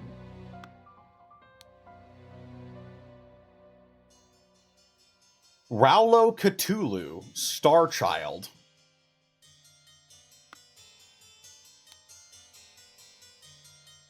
£3 shillings and 2 pence. Oh, a pair of twig dolls and a bottle of pink liquid, partially empty.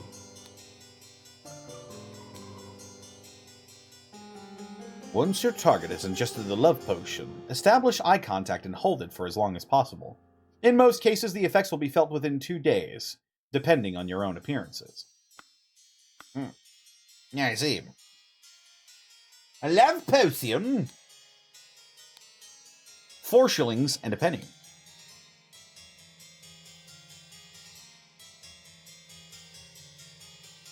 I will not change the rule that the staff member who has worked here the longest gets the bottom room. Do not bother me with such nonsense again. EC. Mademoiselle, the laceless count, the besmirched lover of Lusitania. Ooh, my.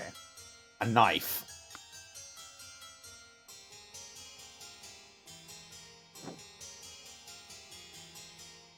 So this is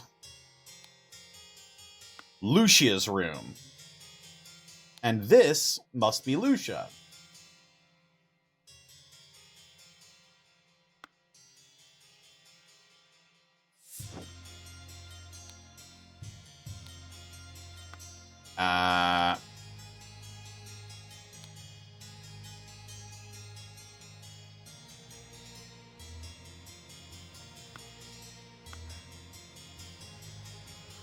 Maybe.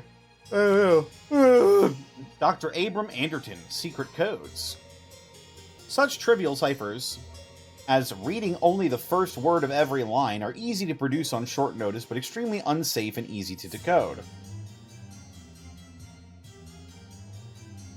Consider this a simple example.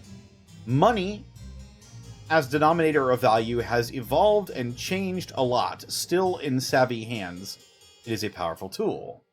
Money has changed hands.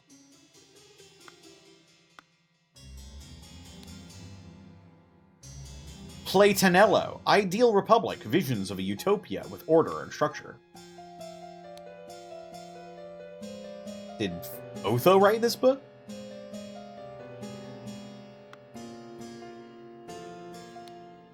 Yes. Pet. 2 sealed bottles of cloudy liquid labeled Peptic Tonic. Due to the sensitivity of your stomach, I advise abstaining from alcohol for the next month. Also, consider a glass of Peptic Tonic before eating to avoid upsetting your digestive system. I was put on a specialized diet once. It sucked. But it was effective.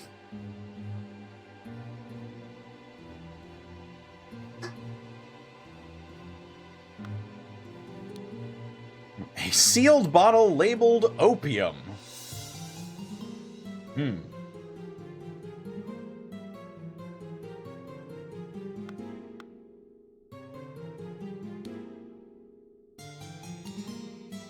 Dear Edmund, Friday, February 10th, 1788. This cannot continue. Since my return and move to Sebastian's manor, he has asked for financial support several times. He clearly is unable to take any monetary responsibility. Please, I need your help, dear brother. Sincerely, Rose Cubert. Dear Edmund, I like your idea. Let's send him to the colonies where his violent nature will make him feel at home. I hear you are having dinner with Lady Mary and her well-to-do father Lothar. If Peter and I were to join you, we could beguile him with tales of adventures in the colonies, so we can ship him away. Sincerely, Rose Cubert. March 6th, 1788. Oh, it's even got the Cubert House seal, which is a palm tree.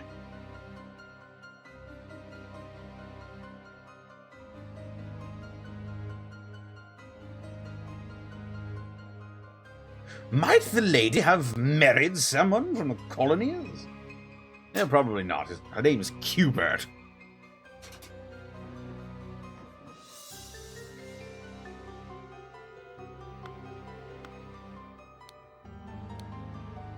Oh, There it is. The Golden Idol. Well, Edmund. April 2nd, 1788.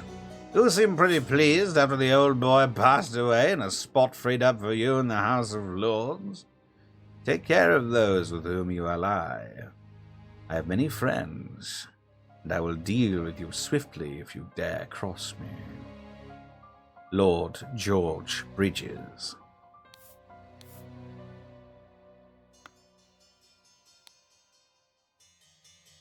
The revolution will come for the likes of you, you crooked bastard. Soon you will pay for your sins against the highest of common folk, with your blood. Final Vanguard.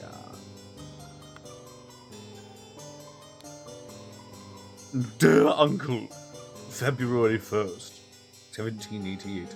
I hear you're interested in Lady Richards. I think you are too old for her. I shall court her instead. Secondly, please lend me £300. It is a small change to you, and I am desperately in need of it at present. Truly yours, Peter Batley.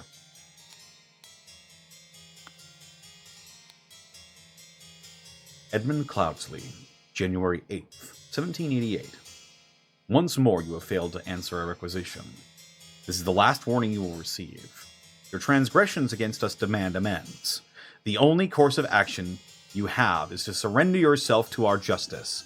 Last chance for repentance, serpent, or we will unleash one of our stewards upon you. The Brotherhood of Masks. Oh, fuck.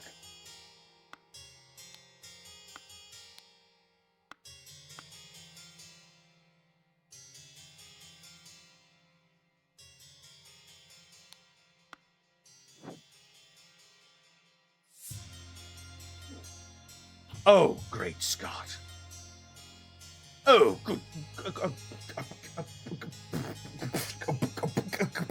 good heavens. We have an opaque bottle labeled water, a roast, a salad bowl, a half-full carafe of an amber liquid labeled brandy, a half-full bottle of a red liquid labeled wine, an almost full carafe of yellow liquid containing lemons, a half-empty bottle of cloudy liquid labeled peptic tonic. Damn, those beats are dropping hard for them to be dancing this hard.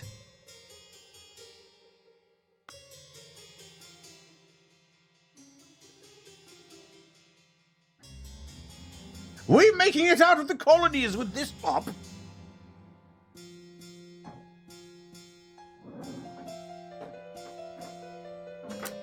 Is Rose dead? She looks it. She's not moving.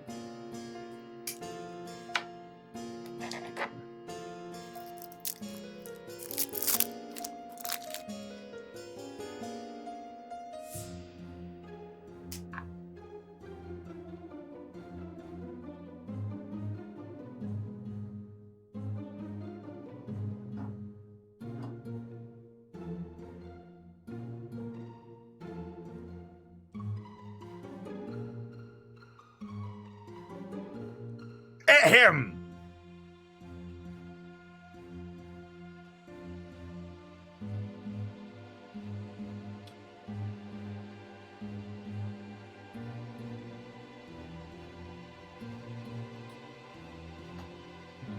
To whom it may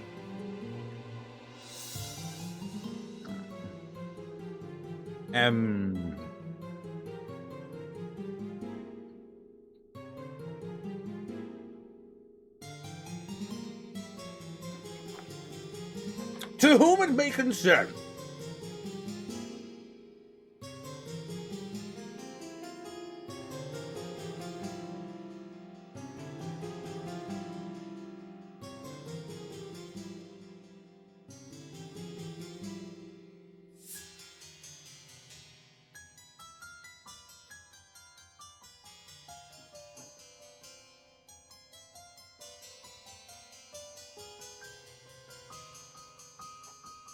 I have received correspondence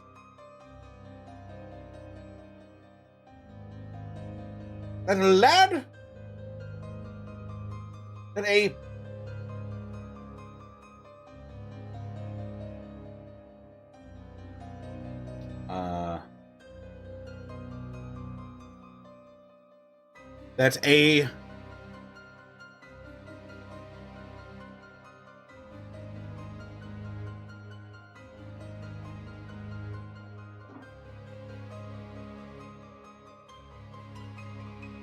queer lad of pallid persuasion, a queer lad of pallid persuasion,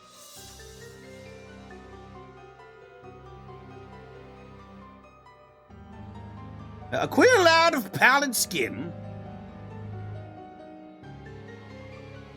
proceeded to collapse it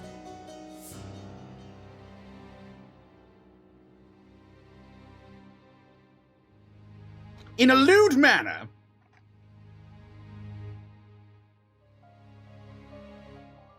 Proceeded to collapse it in a lewd manner.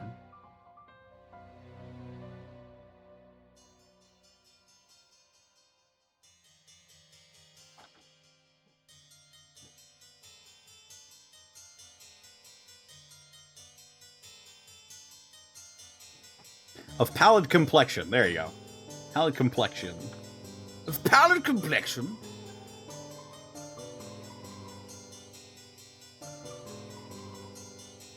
Doth he be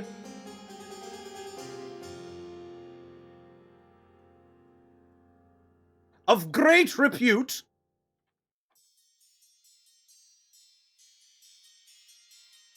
whilst equipped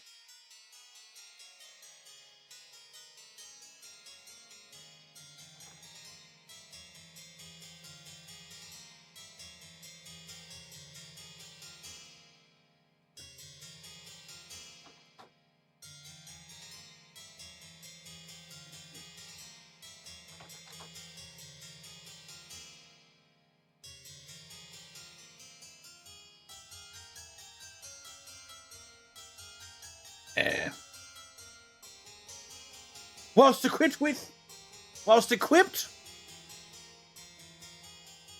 with the rue. I'll put quotes around that. I have received correspondence. The queer lad of pallid complexion proceeded to collapse it in a lewd manner. Doth he be of great repute? Doth he of great repute? Doth he be of great repute whilst equipped with the rue?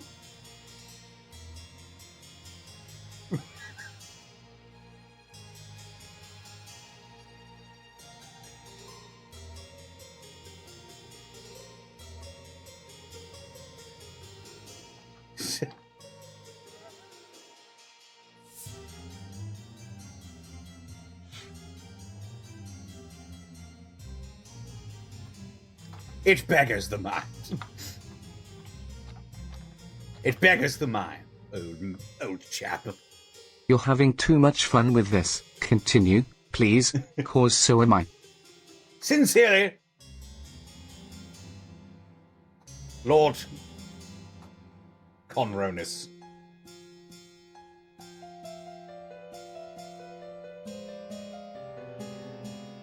Of Chuggerville.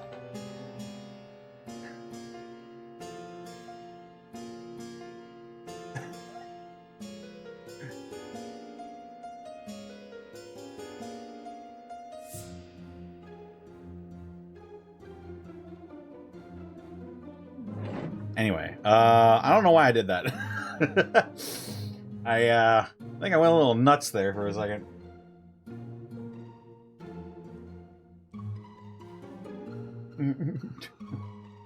Conrodus of East Missouri.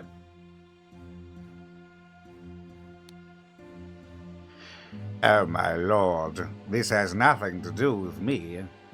Note to self. If you get frustrated when working, remember the tale about the rich lord who married his donkey, and you will feel better. Ensure that the beautiful lady sits next to me during dinner and I will slip you a shilling. Peter.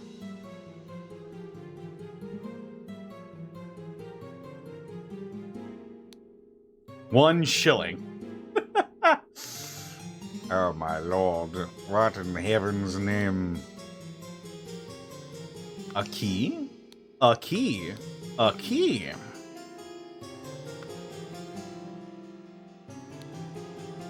You killed my aunt, you devil! I should execute you on the spot!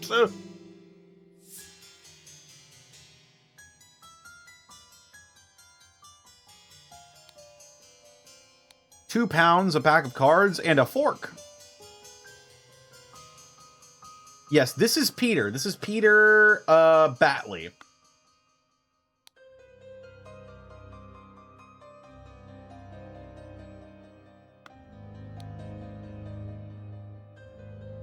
Ooh. Looks like she was vomiting a little bit. The lady is breathing and her face is blotched. The lady is not breathing and her face is blotched. £4. A ring with various gemstones.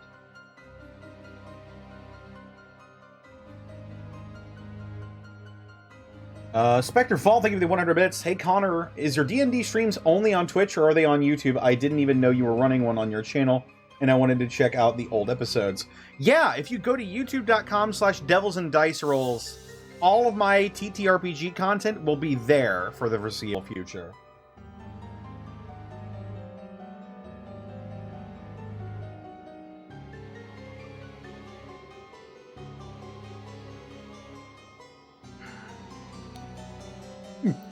She does seem rather unwell. It's extremely upsetting.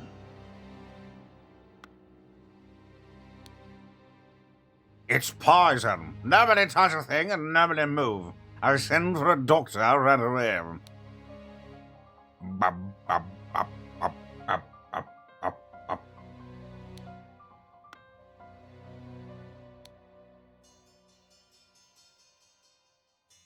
Oh, I guess I could set up that command. Actually, I could do that right now.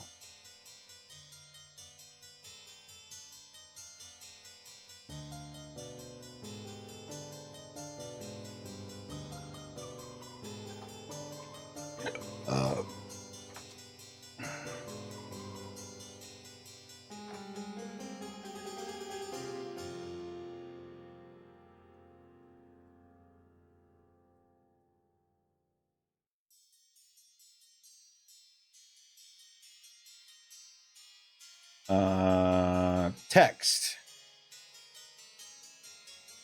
Check out Devils and Dice Rolls.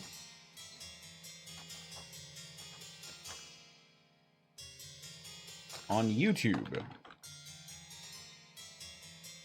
where you can find VODs of Eve of Ruin, as well as my own original TTRPG content.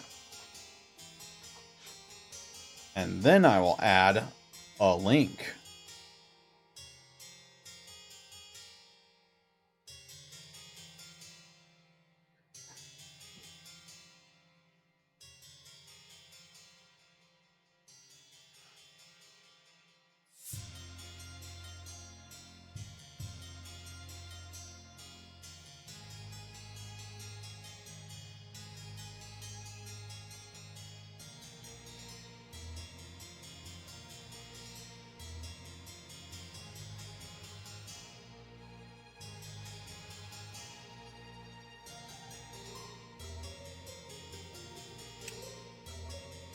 Here we go. Thanks, BikuBot. All right.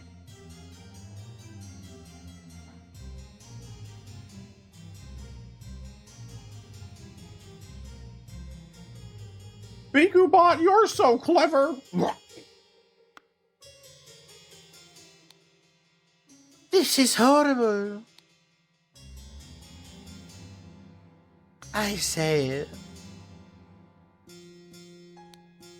I seem to have come down with fainting woman disease. someone fetch me a lobotomy?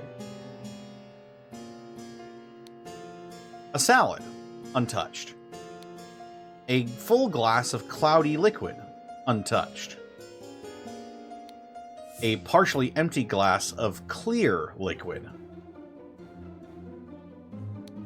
A partially empty glass of cloudy liquid. A partially empty glass of red liquid. A partially eaten piece of roast.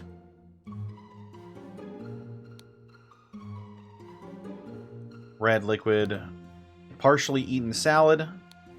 A partially smoked cigar. A partially empty glass of amber liquid. A partially empty glass of red liquid. A partially eaten piece of roast.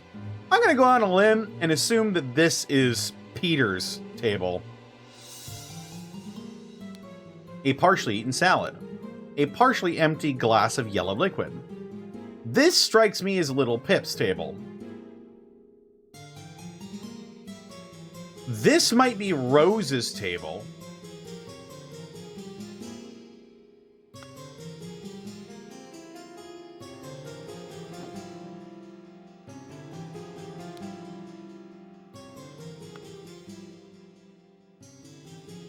I am missing one piece of evidence.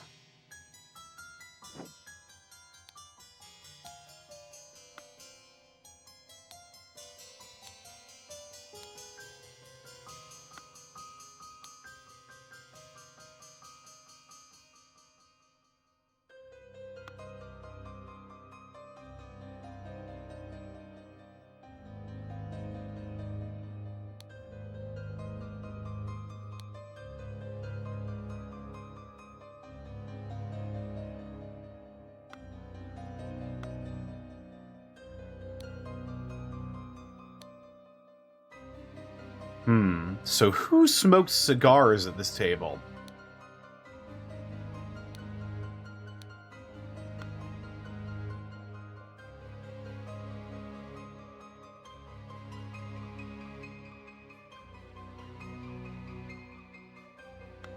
Her fan? I thought I already clicked on it. He took the roast beast.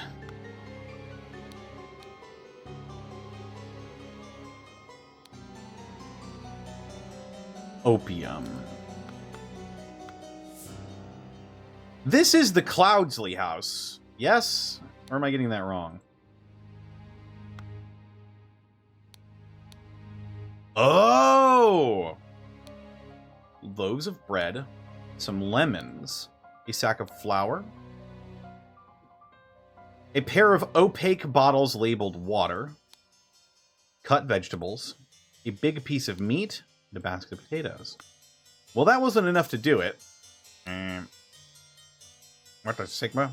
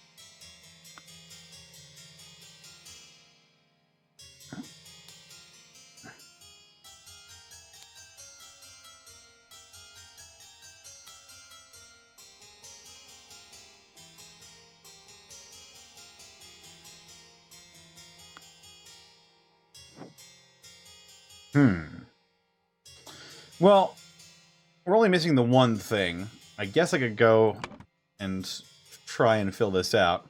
Oh, fuck. Okay.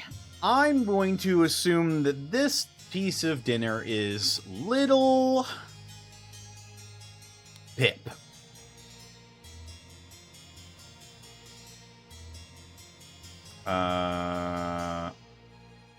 This is also Little Pip. This is Lucia.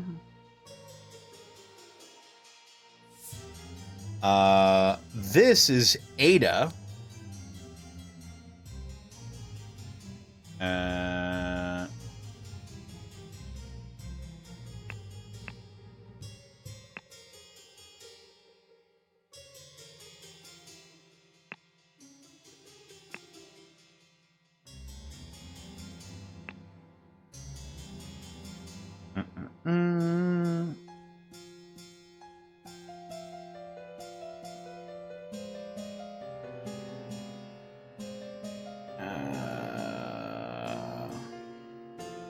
Rose,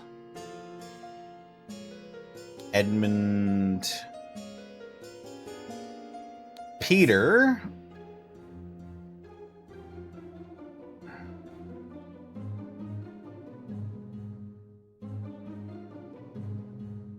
it was Rose, it was Peter Batley, and it was Rose. Peter Batley, Edmund Cloudsley, Rose.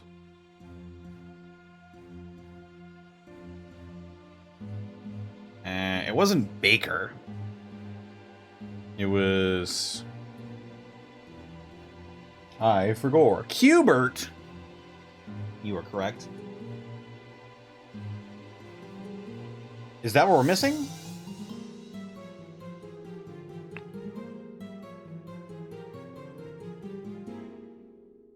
No, I'm not missing it.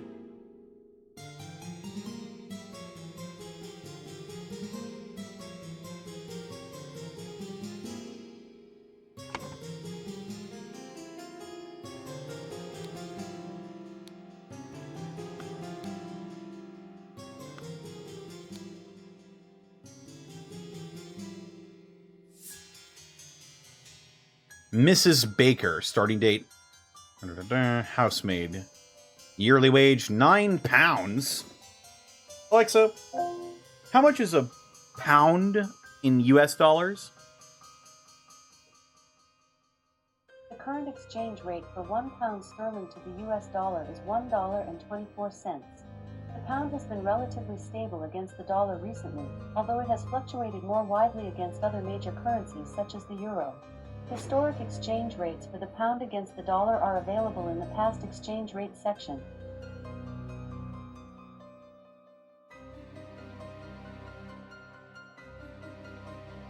Yeah, I realized that it was back in 1788. Alexa, how much was the British pound worth in 1787? The British pound was worth approximately £100 in 1787.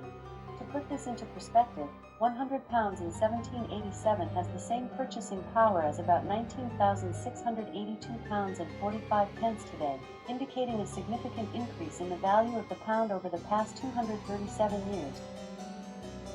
Damn.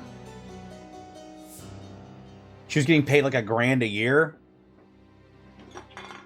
I don't know enough about life in the 1700s.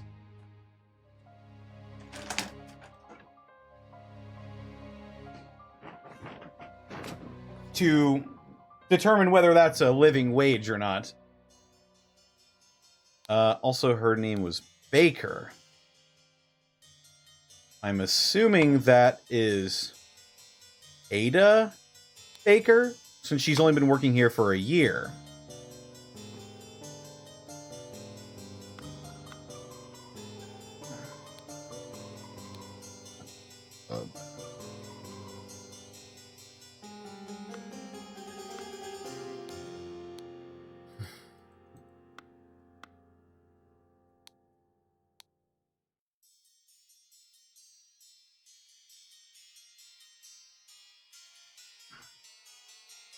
Lady Mary and her well-to-do father, Lothar.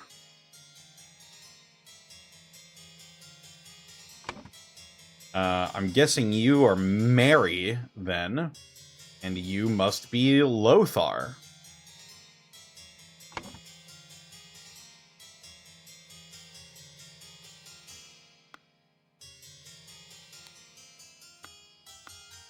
What are their last names?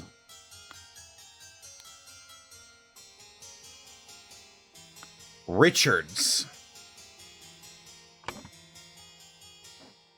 Then they would be Mary Richards and Lothar Richards.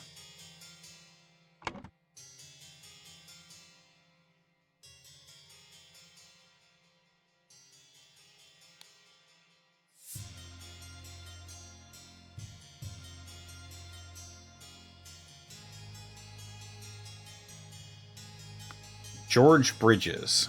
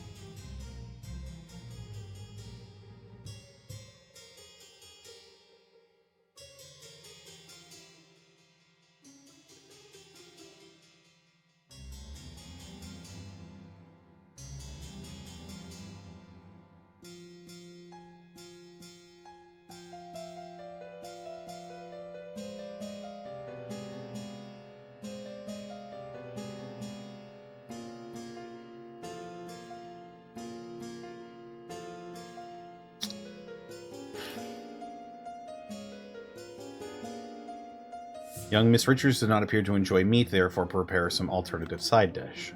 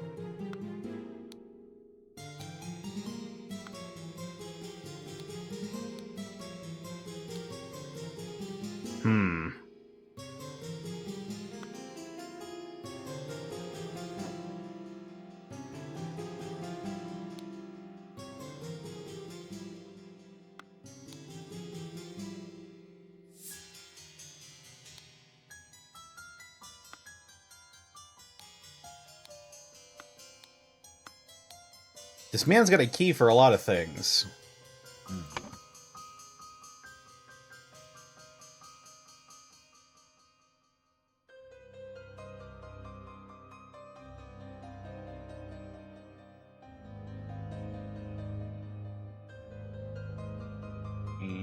Who the hell are you supposed to be?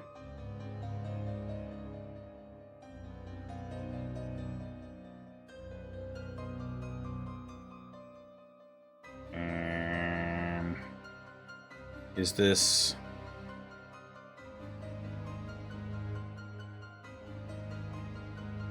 Smith Stewart?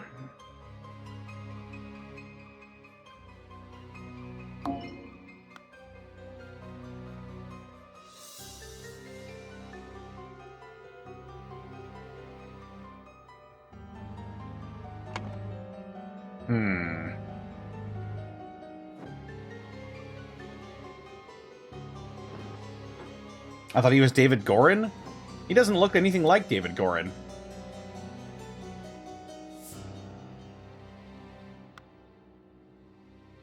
David Gorin was the guy with the blonde mustache.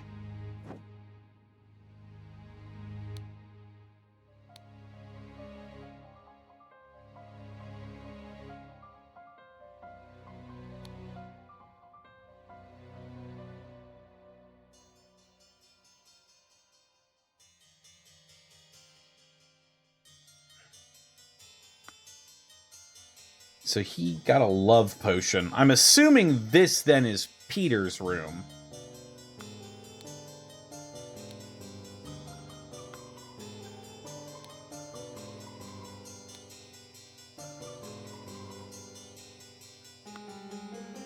Or it might not be.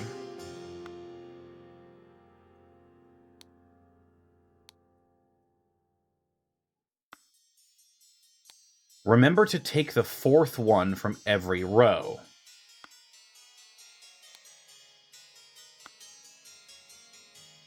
The fourth one from every row.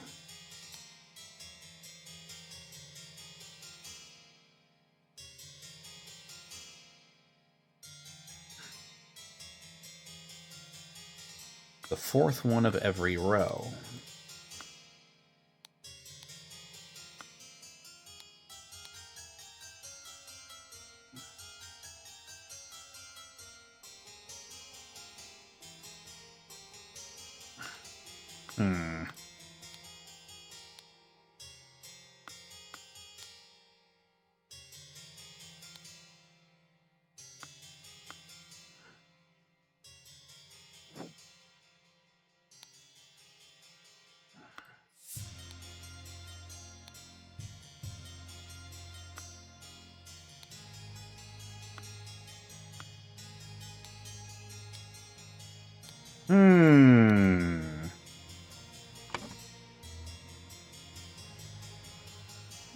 Lucia Walker.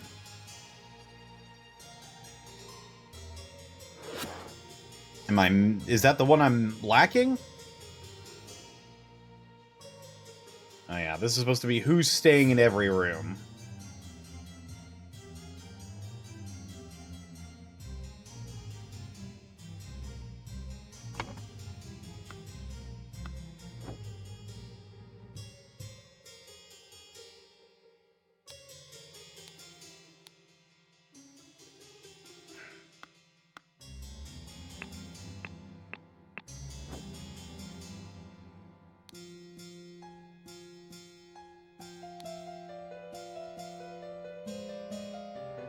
I'm assuming this is Peter Bailey.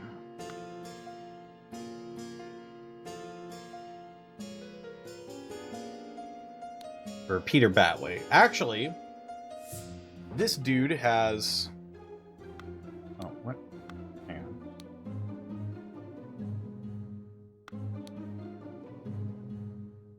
on. Back.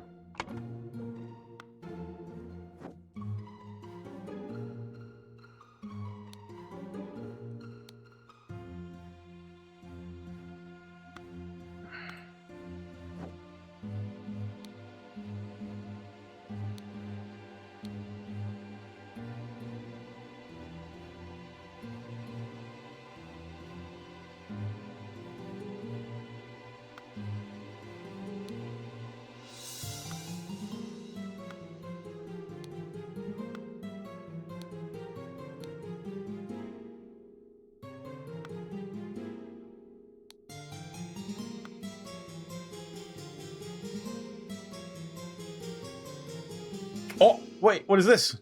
Huh? Bag!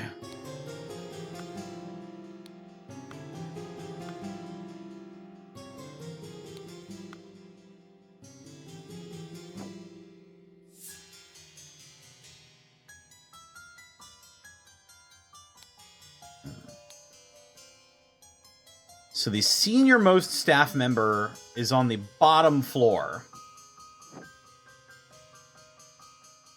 I'm assuming then that this is the butler's room?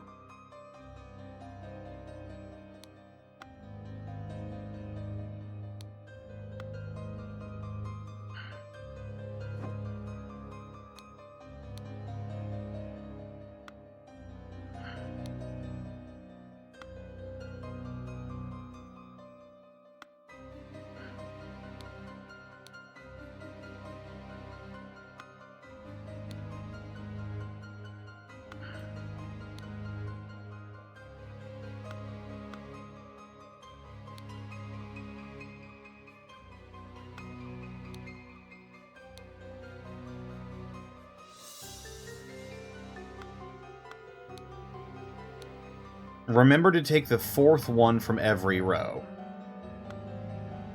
The fourth one from every row.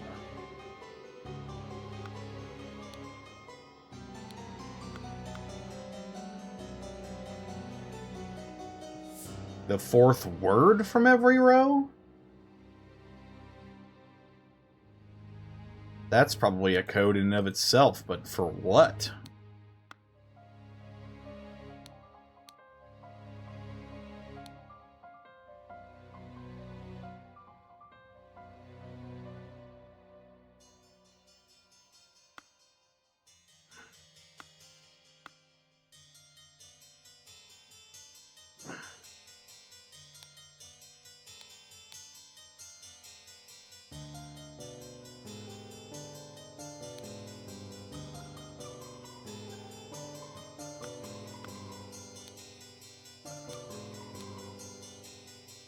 Oh, Smith! To Mrs. Smith for 3 years of service. It's Lucia Smith.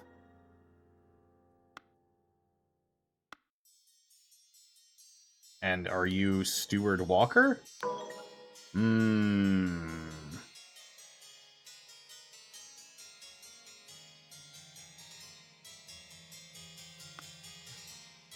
Brian Walker. Da-da-da! Okay. And so, little beep.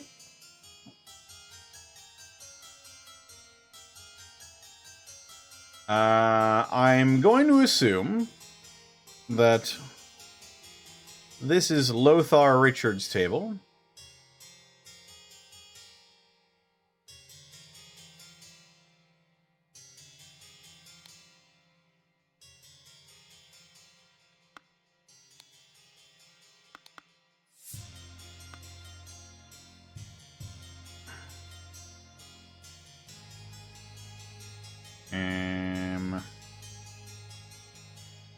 I'm just going to assume that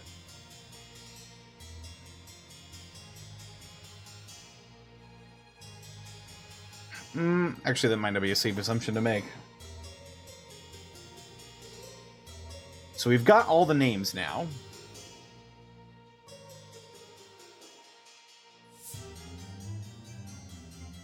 It feels exhilarating when pieces start to fall together. Oh yeah. Edmund.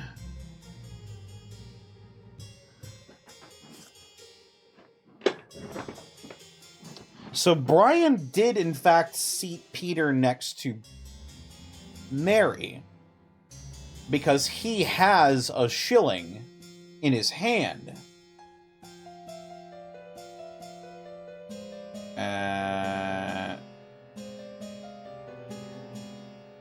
I might assume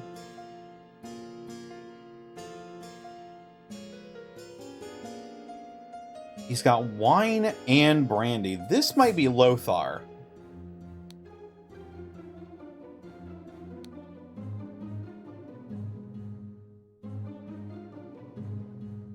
This might be Mary.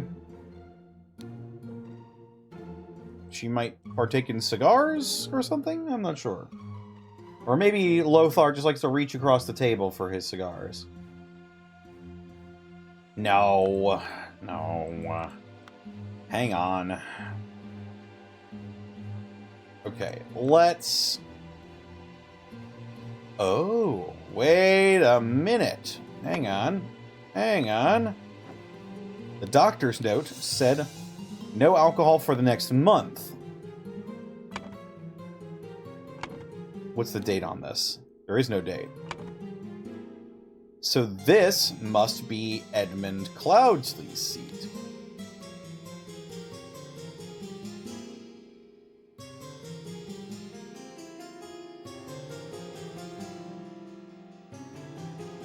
Actually, this could also be Edmund's seat.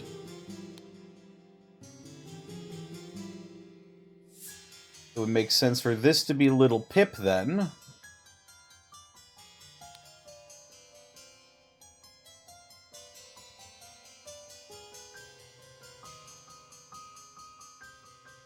Also, he's the one that didn't eat or drink anything.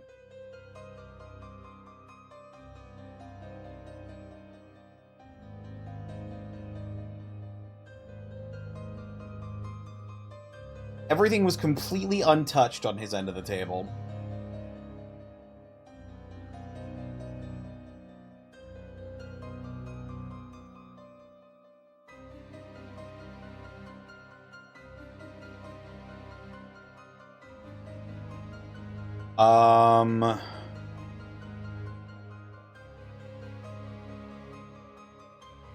This could be Peter's table. He might smoke. I'm going to assume that this is Mary. And I'm going to assume that this is Lothar. Okay.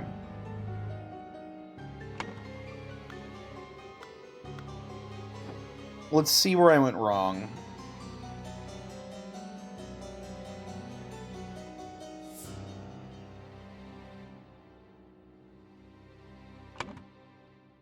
Oh, Mary doesn't like meat, so this can't be her seat. Shit.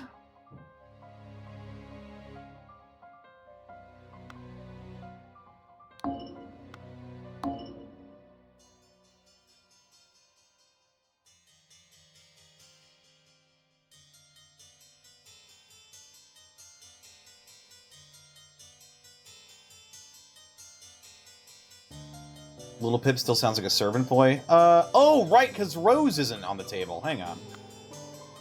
Little Pip. Maybe this was Rose?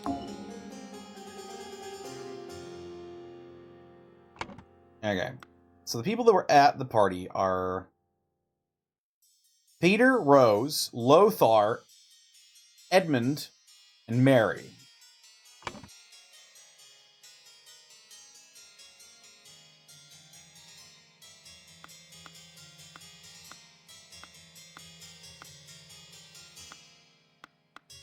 Alright, I'm gonna reset this. I'm pretty certain that Edmund was sitting here.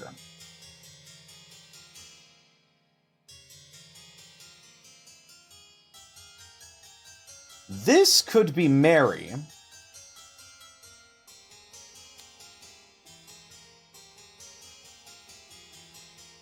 Which would make this Peter?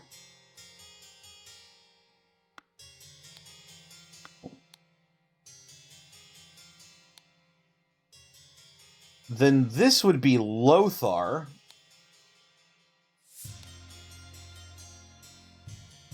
And this is Rose? Well, I'll be damned.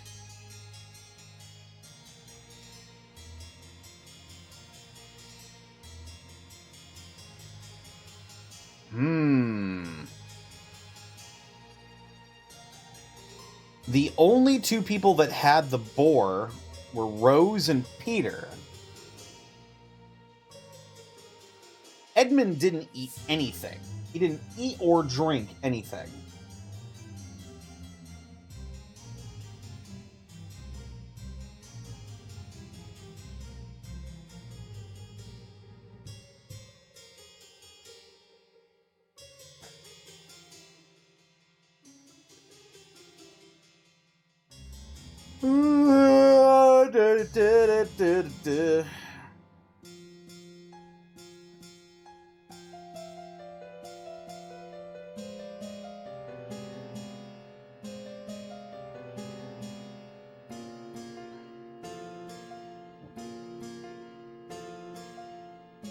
And now we have to see who...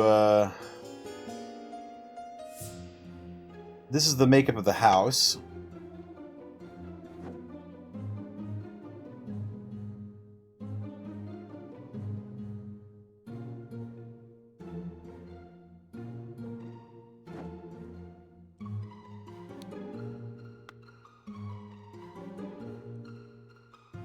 So I'm thinking the senior-most, if they are at the bottom, the senior-most staff would be Brian Walker.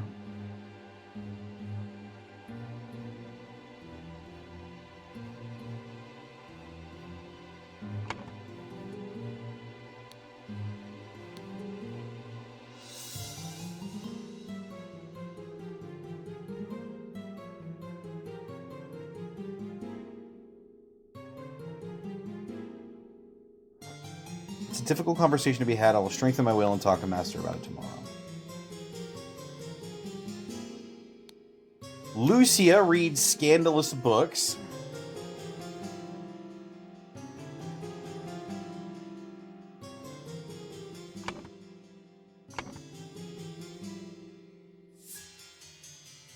O'Brien. Yep.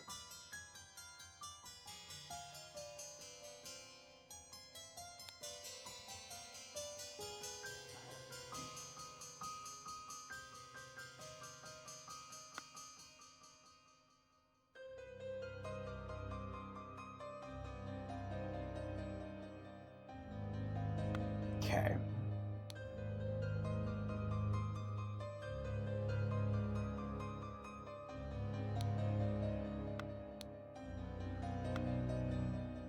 So this room above that one is clearly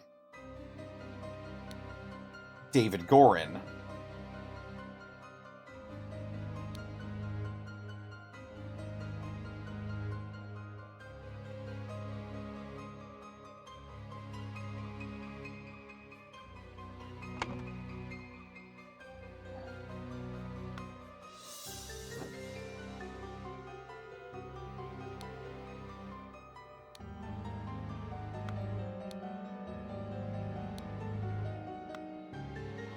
Shillings and a pence.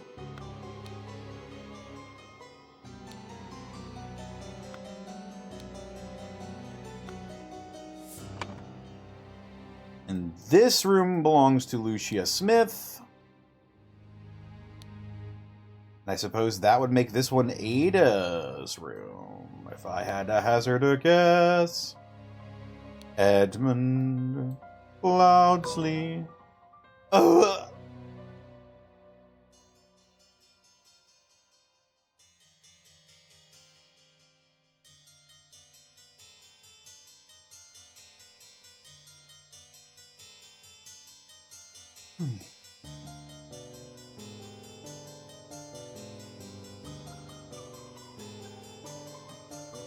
Childish books in a small room. Maybe it's Little Pip's room then. Little Pip. Incorrect. That was in fact Ada Baker's room.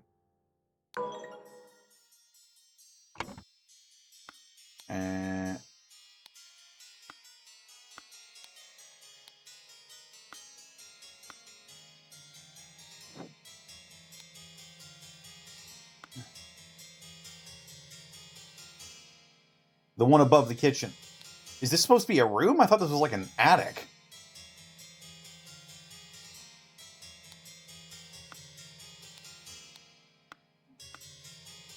Oh. This is the name of the manor. Okay, well then this must belong to Little Pip. There we go. Okay, and now the tricky part. Blank wanted blank dead, and thus blank poisoned the blank and hid the necessary key in a blank.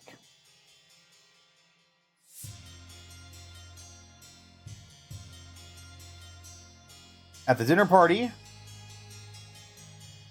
Rose Hubert ingested the poison and died.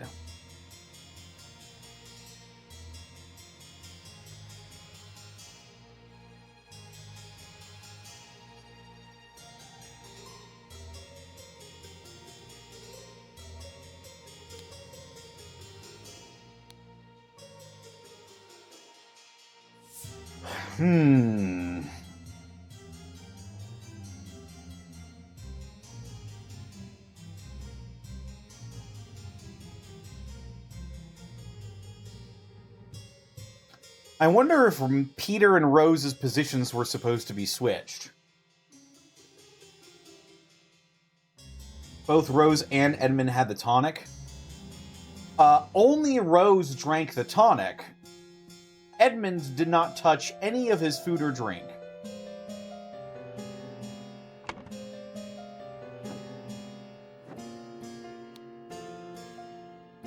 This was Rose's plate. Partially eaten piece of roast, partially eaten salad, a partially empty glass of cloudy liquid, and a partially empty glass of red wine. So, I'm thinking it's the tonic that was poisoned, in fact.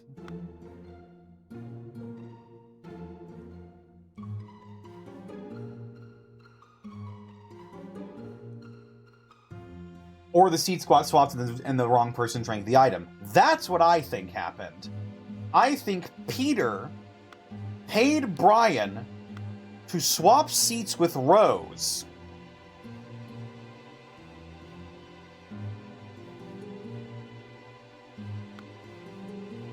And so I think Edmund Cloudsley wanted Peter Batley dead. And thus...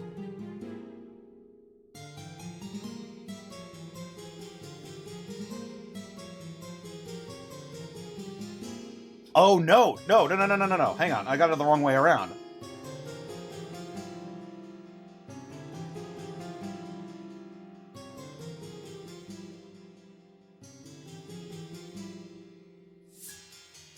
Brian Walker wanted Edmund Cloudsley dead.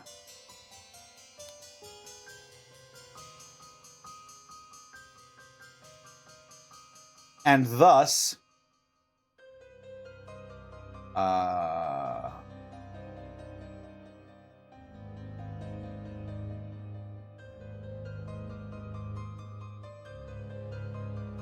David Gorin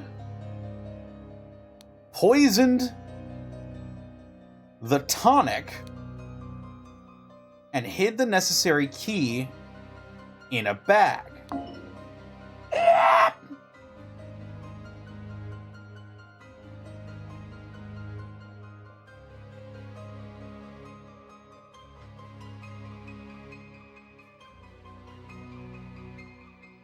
Yeah, Edmund owns the manor. Alright, hang on. I can't be looking at chat while I'm doing this. It'll screw up my train of thought. So let me see.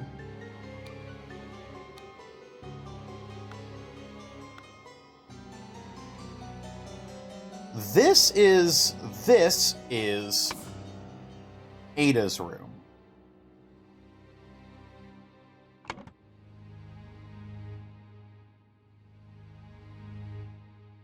And there's a window where someone can tie something to that ledge and let the bag down to...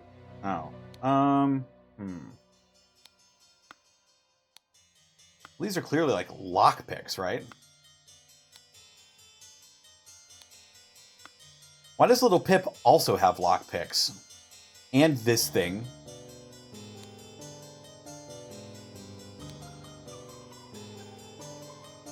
A fancy handkerchief.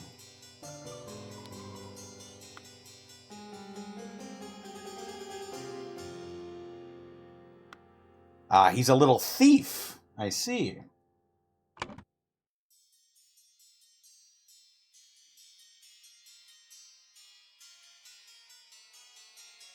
Oh, it wasn't... Maybe it was Little Pip that poisoned the tonic. Or maybe not.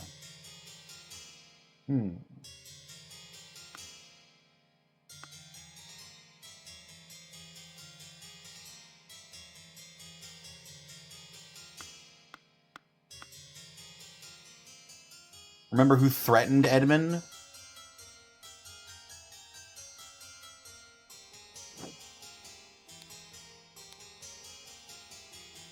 George Bridges.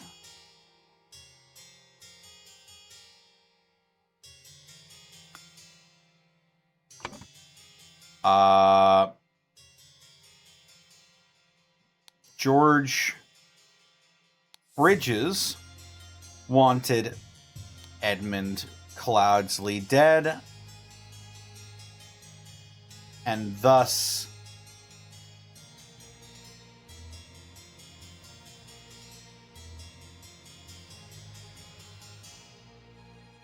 Brian Walker?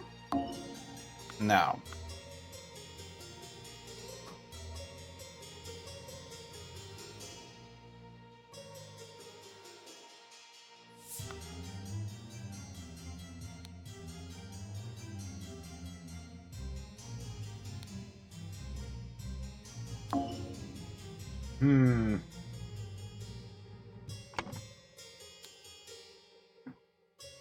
George Bridges.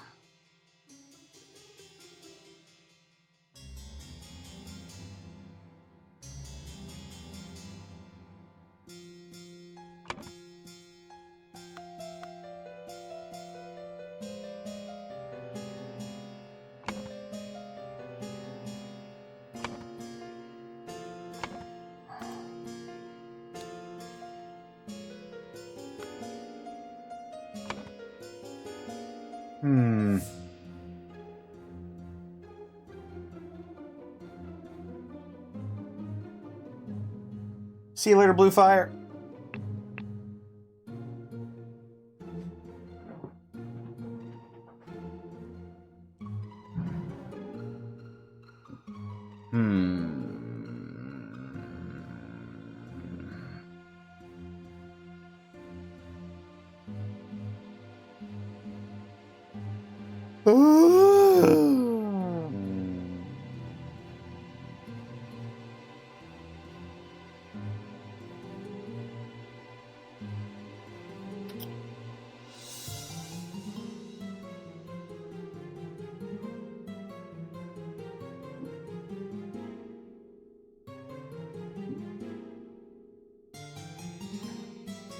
I think it was Ada because her keys were more hidden than Little Pip.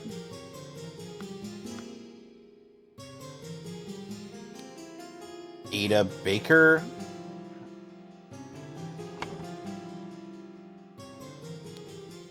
The final Vanguard. The final Vanguard wanted Edmund Cloudsley dead. No, that's not right either.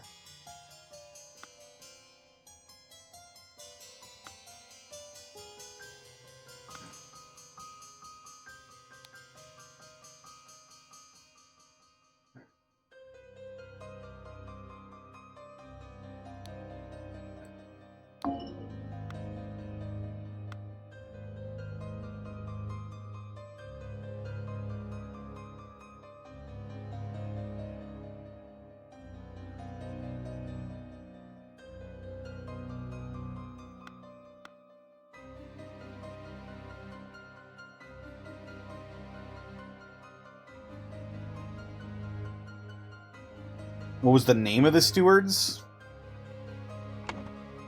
I mean, the stewards were mentioned in this message that was sent by the Brotherhood of Masks.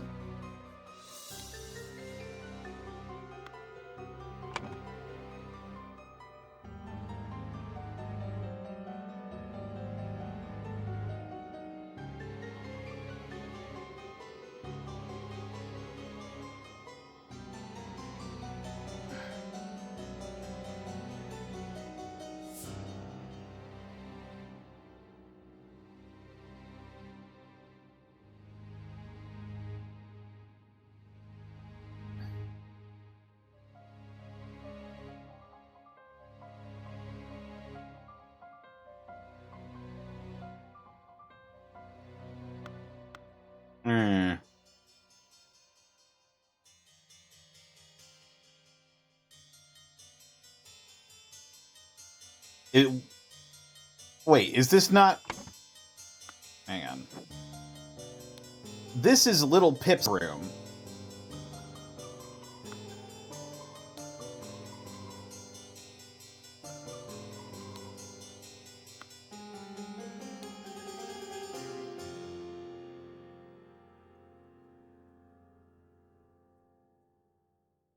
Yeah, it is odd that he didn't eat or drink anything, which is why I think that Edmund Cloudsley is the one that wanted someone dead. And thus, Brian Walker poisoned the tonic. He wanted...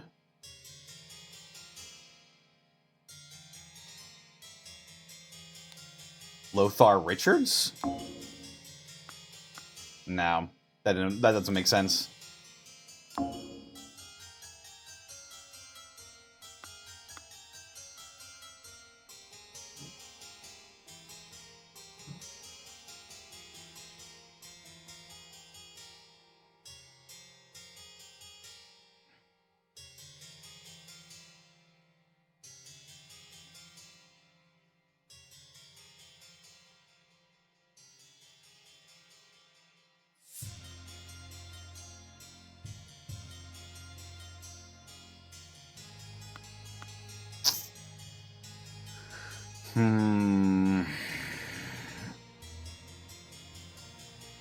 I got this far without using any hints. I don't want to use one now.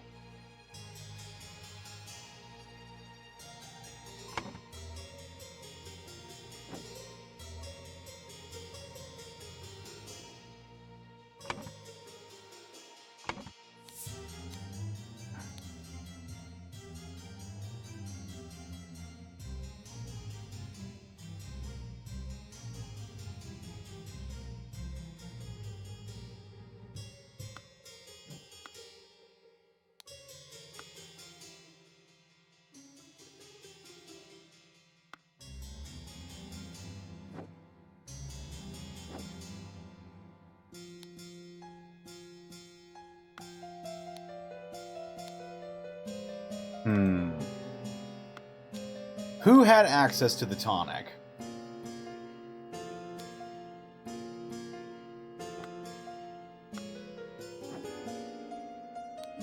Brian did?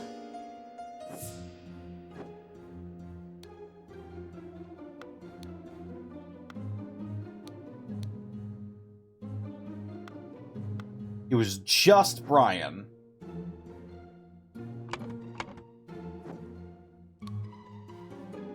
And Edmund. So Brian and Edmund. Good heavens.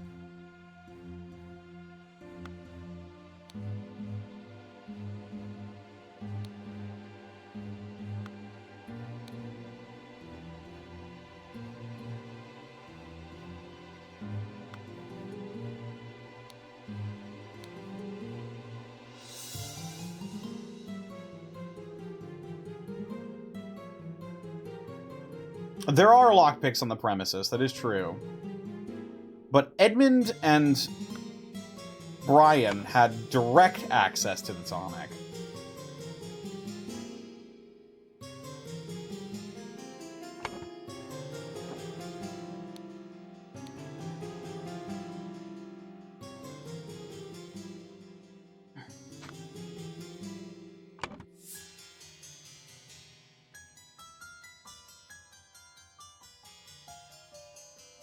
Four people have access to the tonic, one of which was Little Pip. And then there's this lockpick bag over here, directly across from... Well, it's directly across from David's room.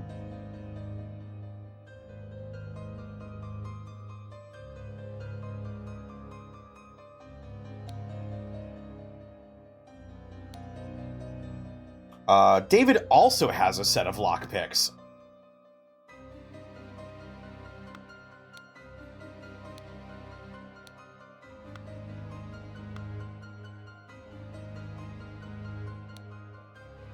The door is locked. The door is locked. Hang on. Let's see if any of these doors are unlocked. They are all locked.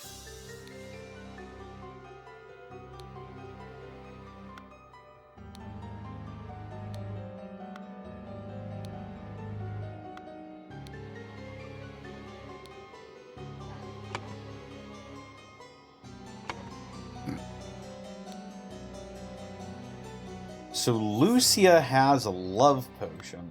That might be irrelevant. That may be irrelevant.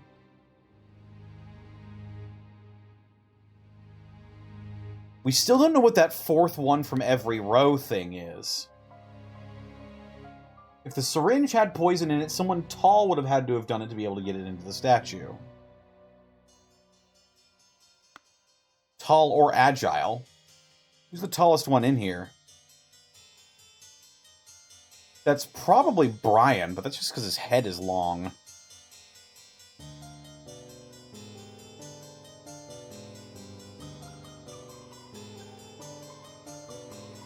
Okay. Blank wanted Blank dead. And thus Blank poisoned the tonic and hid the necessary key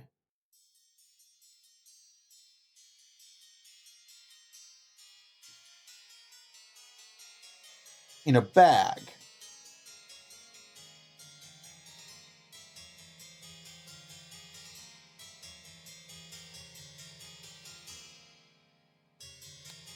Final George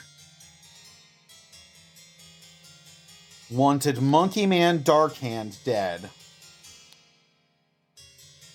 And thus Roast Salad... Oh.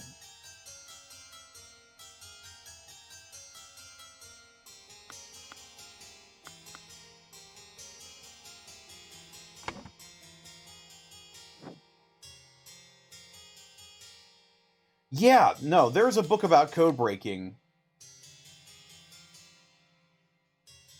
Such trivial ciphers is the one... And then there's this message over here that says, remember to take the fourth one from every row.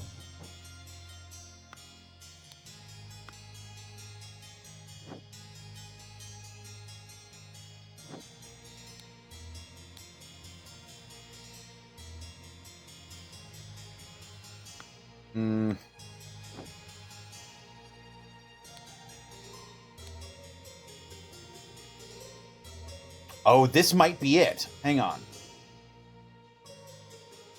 Dear Ada, I have to use... There is no substance. Used his position to remove target. Sincerely, Dark Hand Steward. Holy fuck. We found it. Use substance to remove target. Sincerely, Dark Hand Steward. Holy fuck. It was Ada.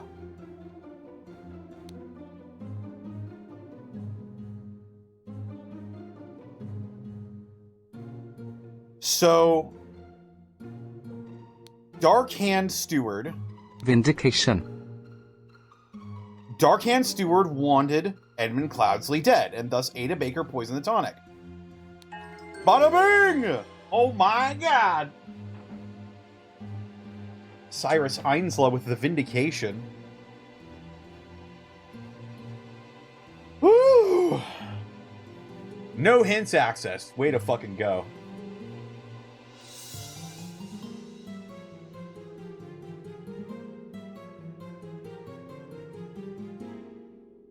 Ada Baker received encoded instructions from Darkhand Steward to poison Edmund Cloudsley.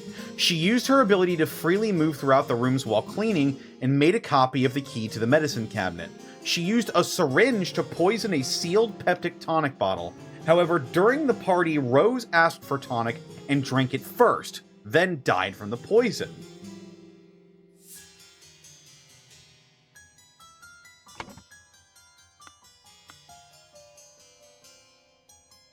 I guess Ada is pretty tall. Well, I'll be a son of a bitch.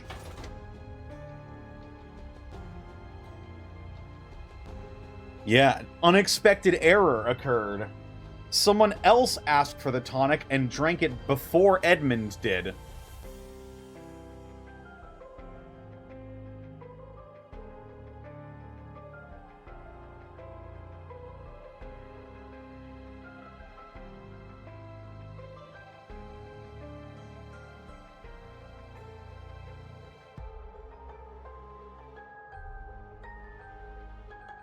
Alright, I'm going to be right back, chat. Hopefully, if Sammy is willing to work with me... Good thing Rose wasn't an old leper, else she would have combusted. It's true. Also, Peter getting brandy and wine is just... classic leech material right there. Alright, I'm going to see if this Sammy thing still works. I'm going to hit the BRB button, an ad will run, and I'm going to grab myself something to drink real quick. So I will be right back. And I don't know if that worked, but we're going to find out together.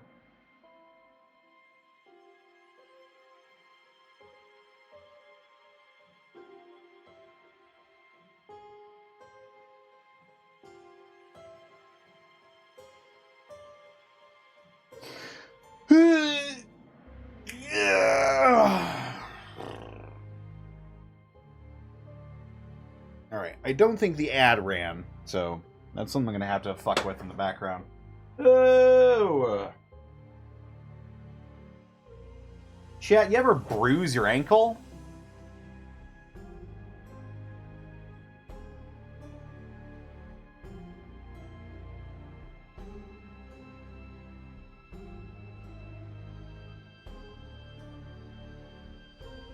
Yeah, I don't recommend it. It hurts.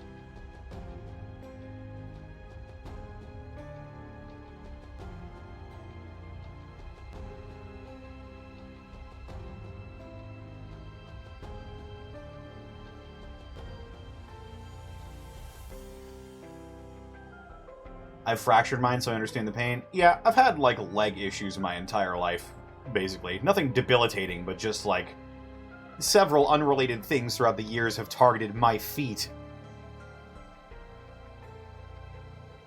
I don't like it. Okay. I will... use the restroom. And I'll be right back, and then we'll wrap up Chapter 2, I think.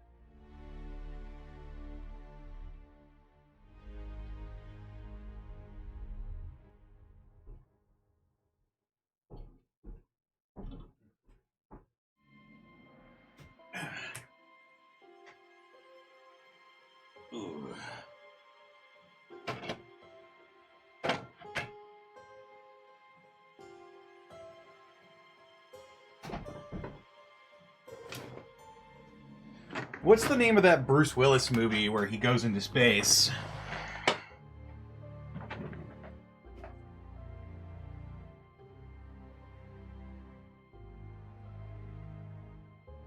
Armageddon? No, the earlier one.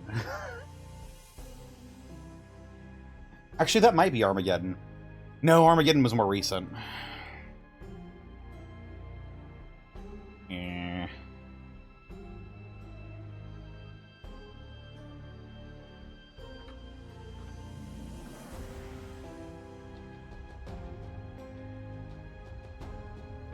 Ah, no, it was Armageddon. Then yes. Armageddon. Just got to the point, I was upstairs, they had a TV movie, they had like TV movies on. Armageddon was on, and it just got to the point where it was like, I don't want to close my eyes. I don't want to fall asleep, cause I miss you, baby.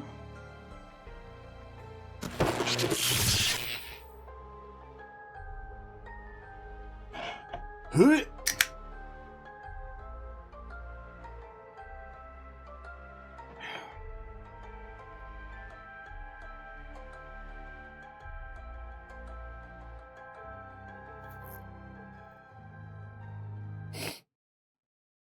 All right. Time for the final case of Chapter 2.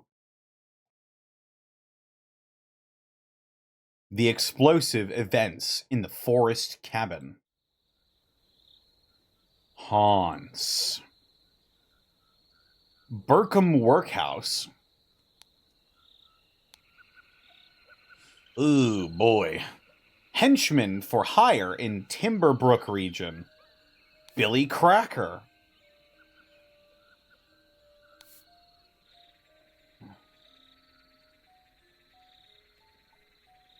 Hardy Abe. Burkham Workhouse. Brawler has a cart. Little Billy. Hobbs Gang. Burglar enters through chimneys. Jack Nails. Timberbrook Inn. Burglar. Picklock. A box of confectionery. Drawings of hats.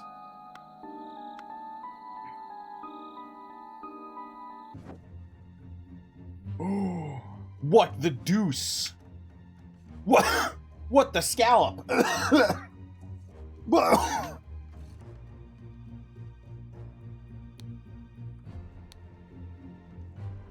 Oh fuck, he's still breathing.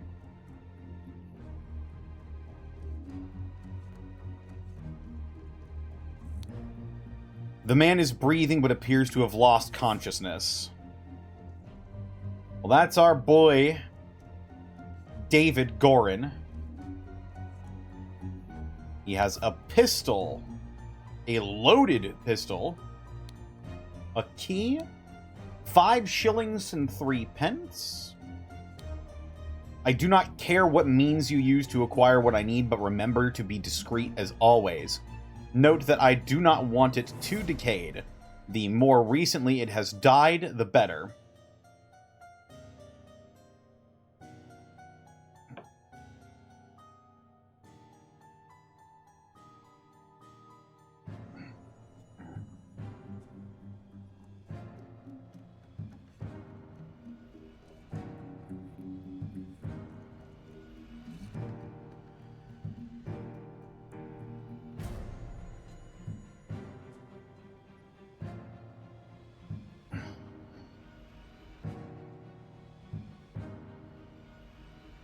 I didn't get Billy's name in there? Oh yeah? Then what the fuck is this?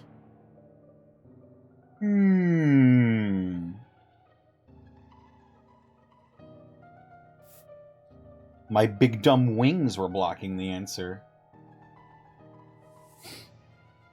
Yeah, under Edmund's orders, EC.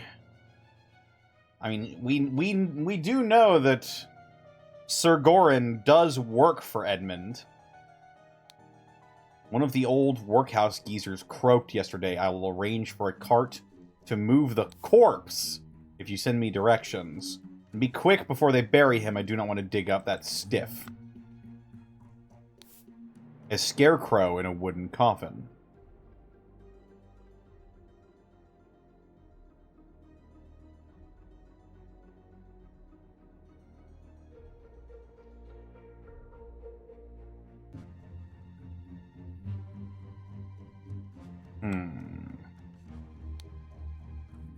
Ah, by the gods, what was that?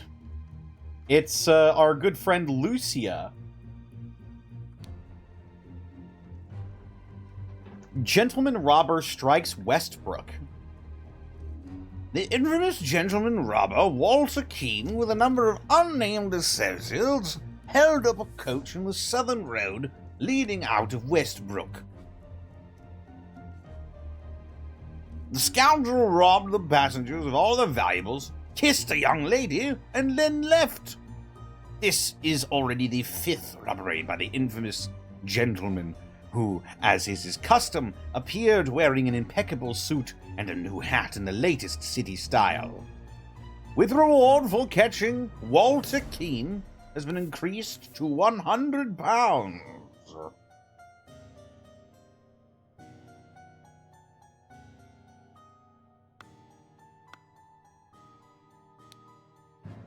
Everyone, you are not to visit any village or city without my permission. At no point may you disclose the location of the cabin. Mr. David Gorin, you're in charge of all security and arms. Mrs. Lucia Smith, you will taste any food you cook before it is presented to me. Little Pip, you are in charge of Black Bestia and the Golden Doubloon. Both must be fed daily. Edmund Cloudsley. So,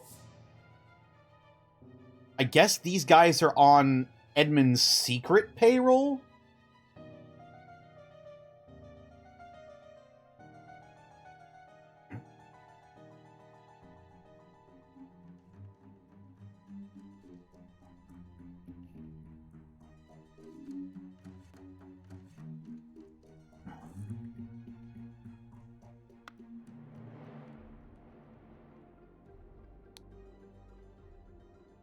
Go, Coin, go!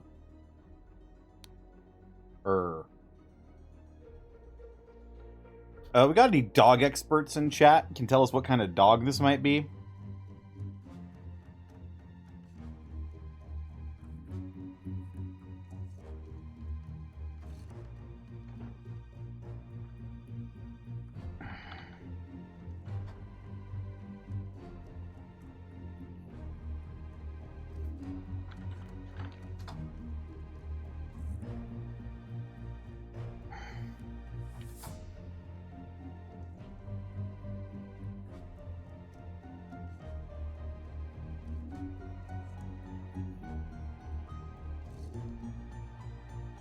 Orange.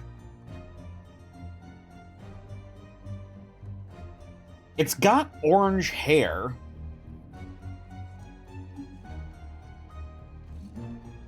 And it's kind of wiry looking.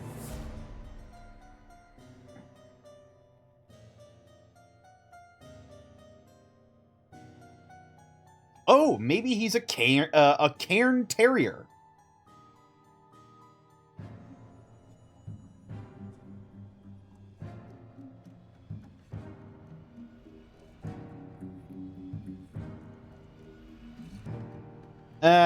Maybe.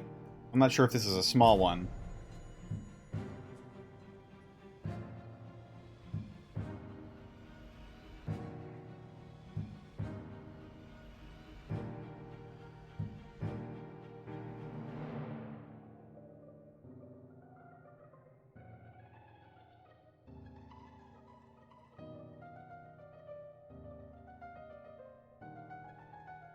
Oh! Okay, maybe it's a deerhound. Hang on. Orange deerhound.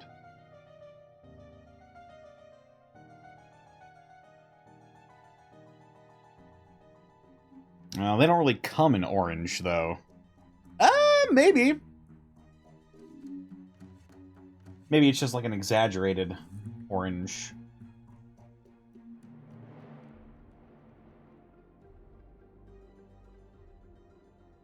Yeah, this seems like...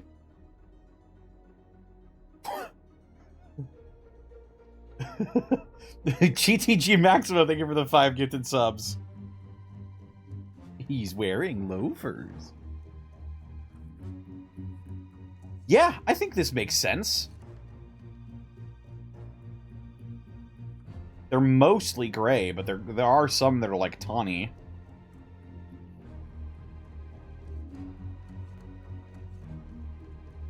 It could also be a mixed breed. But I'm going to assume that it's some form of... Some manner of deerhound.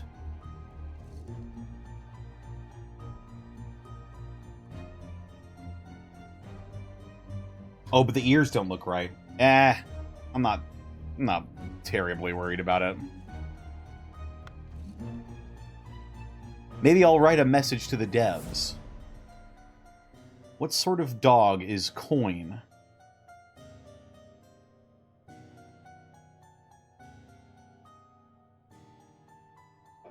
And then there's this dude who's getting, like, blown away. Ugh! He's got a loaded pistol, a wrapped piece of confectionery, a ring with a ruby, and a sword.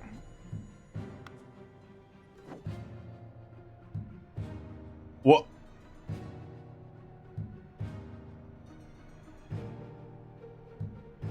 Oh my goodness.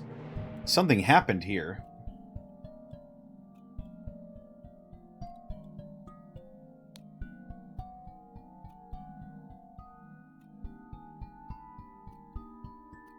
What is that? Is it some sort of lock? It kind of looks like a makeshift, like, trigger.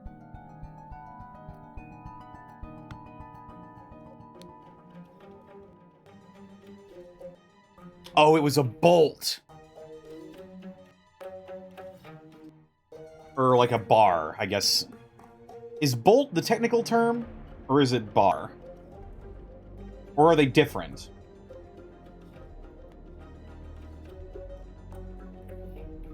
Bar? I feel less and less safe being around this group. Big same. So someone kicked the door off the hinges. So to speak. It's not actually off its hinges.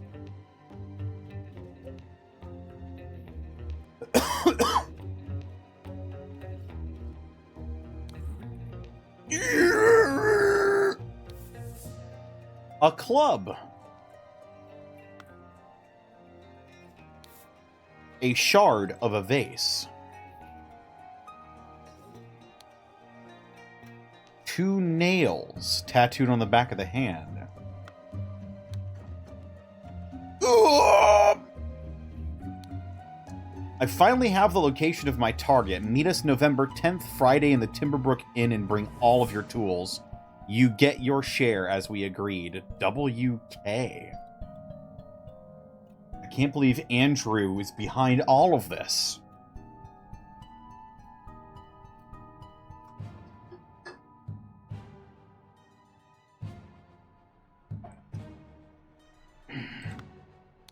A saw. A loaded pistol. A set of lockpicks. Oh. And the idol.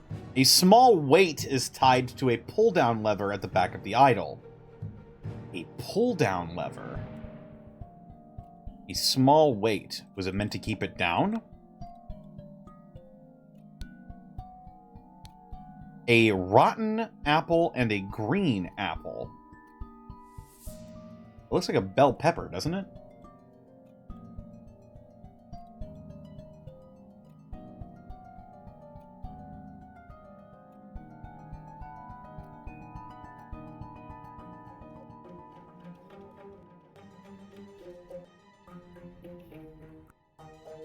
Some apples are green. I know that.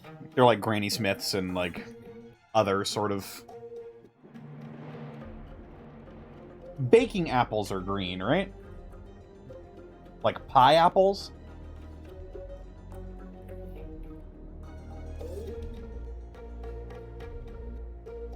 I like my apples to be a little bit tart. Hungarian Wirehair, Vizsla, Brittany Spaniel, or an Irish Setter. Those are the 3 likeliest dogs. Alright, hang on. We're going back to the dog. Hungarian Wirehair.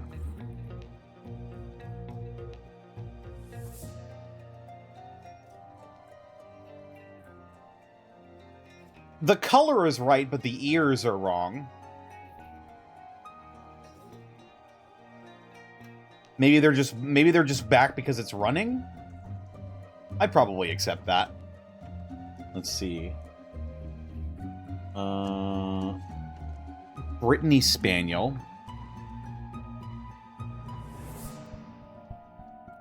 Nah, that ain't it. And Irish Setter.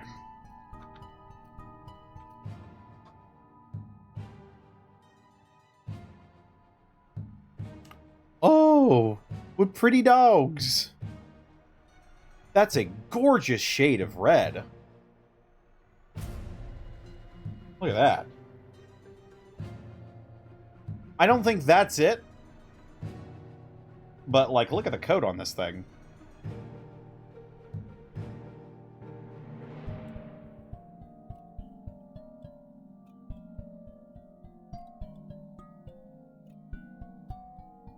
Yeah, I'd say the,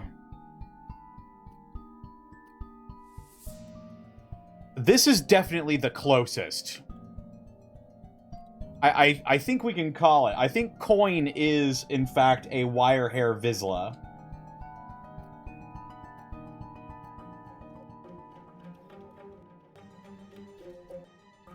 All the way from Hungary.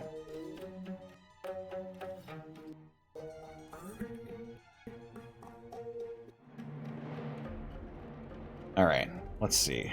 Back into the game. Whoa!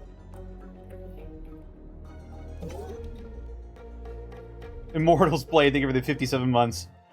Doggo.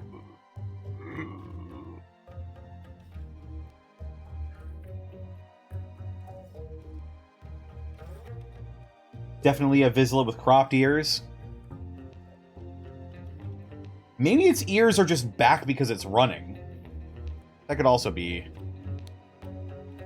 Wait, is he bald? Is that like a wig he's wearing? Ooh, boy. Vacuum. Vacuum V1.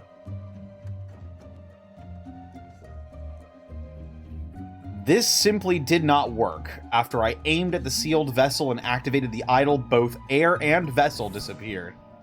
Upon further consideration, it was an obvious mistake. Attempted with this input, and it was a definite improvement. It decreased the amount of air, but curiously still did not create a complete vacuum in the sealed vessel.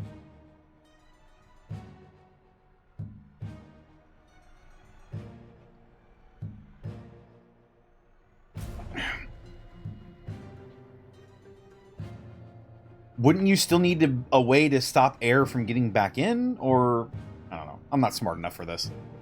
I am much freeze. It's 20 degrees Fahrenheit here in the south. It's starting to warm back up. Oh, it's like 15 here right now. Yeah. I think it's starting to get colder again, so...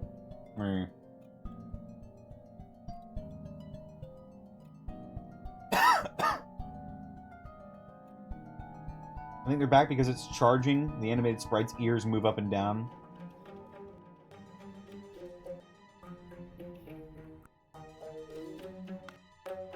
Let's see. Gold filtering. The target must contain some gold for this to work. Seawater is a suitable target for this to work, for example. However, a great deal of seawater would be required for this to yield a significant amount. Perhaps I should try it on a ship in an open sea. First step, get gold by aiming at the target. Second step, aim at an empty vessel to retrieve it. So clearly this vessel, clearly this idol has some sort of magical properties. It may or may not be cursed. The title of the game may be a big clue to that one. There's gold in seawater. I didn't know that. Whether that's true or not, I have no idea, but... Unknown Effect 14.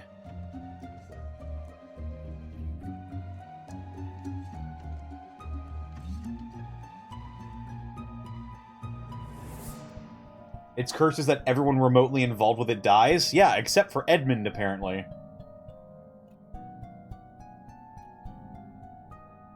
Also,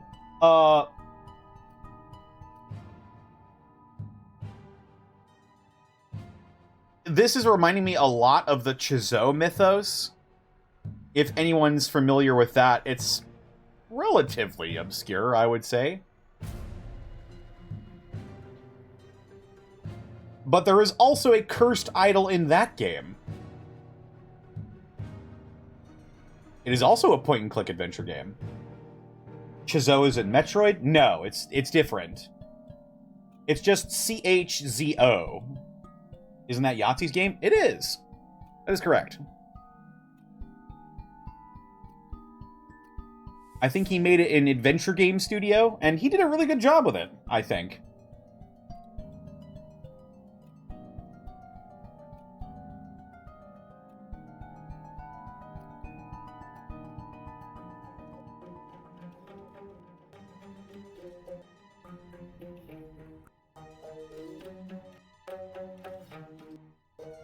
Yeah, the games are, what is it, 5 Days a Stranger. Hang on. 6 Days a Sacrifice. And then something. Chizou Mythos games.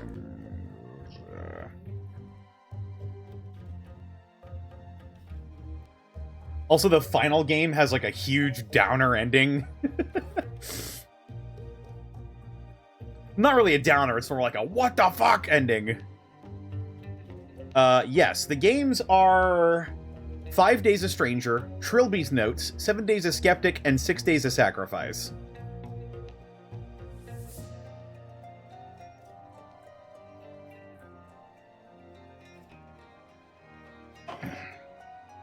My personal favorite is Trilby's Notes.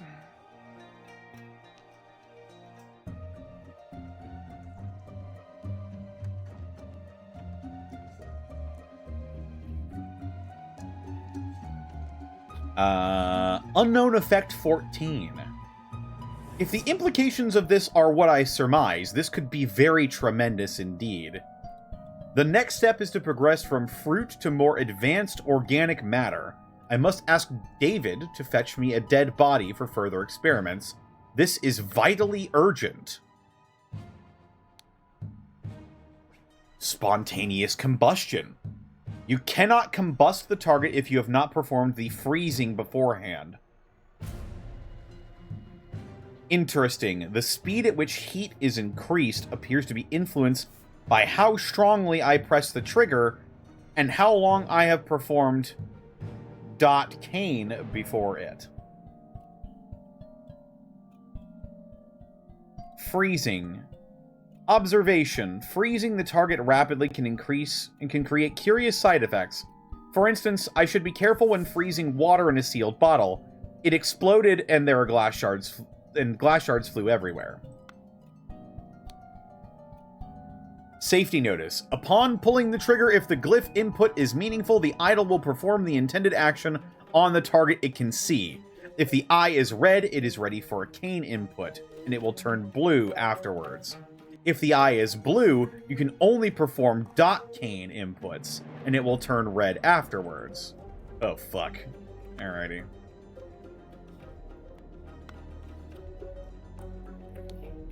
A loaded pistol.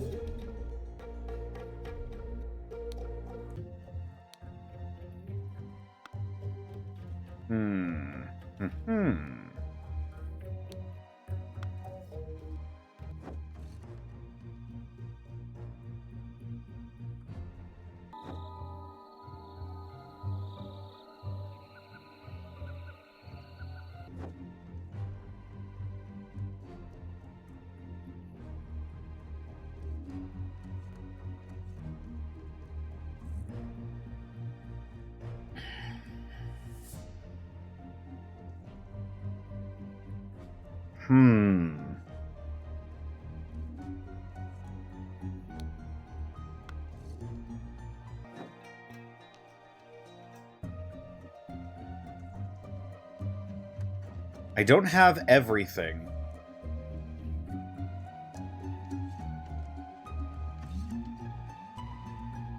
Also, is this guy just wearing, like, a hoodie with pockets? Hang on. What?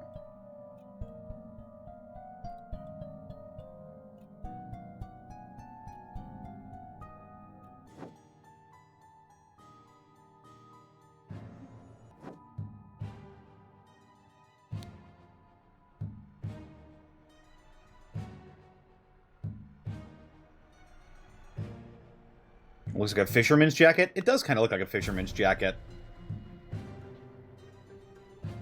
The rest of his outfit appears to be pretty standard. I don't know. Maybe I'm looking too far into it. Okay. Let's see. So this is obviously Lucia Smith. This is Little Pip. And this is David Gorin.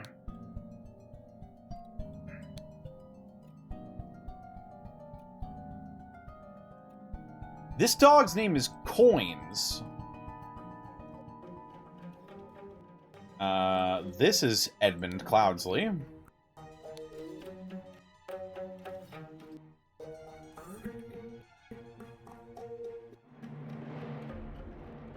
This is Walter Keane.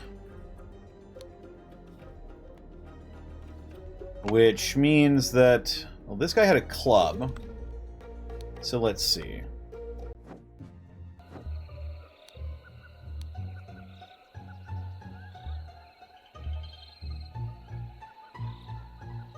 Brawler has a cart.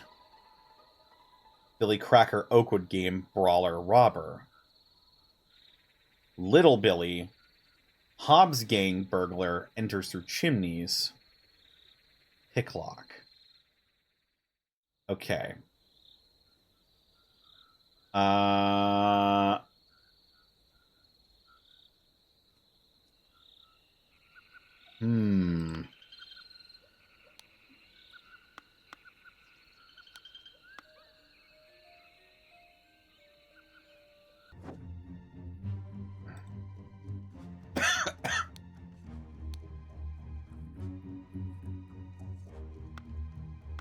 Walter Keane. So this dog's name is Coin. Something Coin.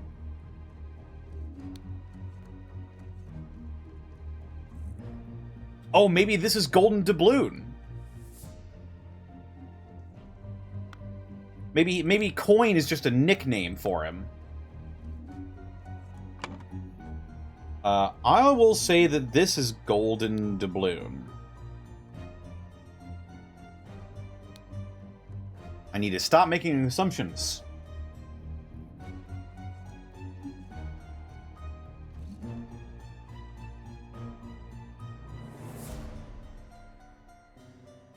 So, I'm going to assume that this guy is Billy Cracker, and this guy is Hardy Abe. Fuck. Okay.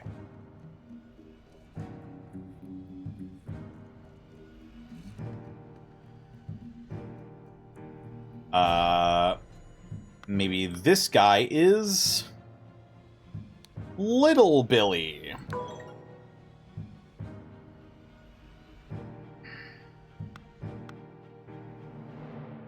Jack Nails.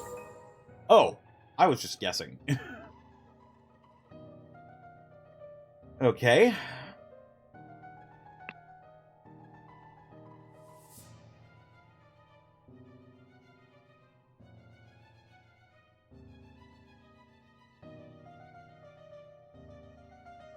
What a fucking mouthful. What a paragraph. There are empty slots. Do I have to push these?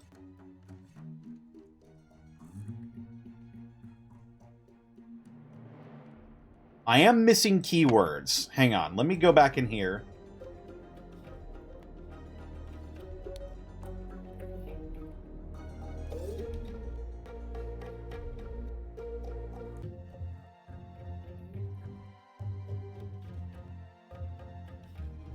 So, I'm...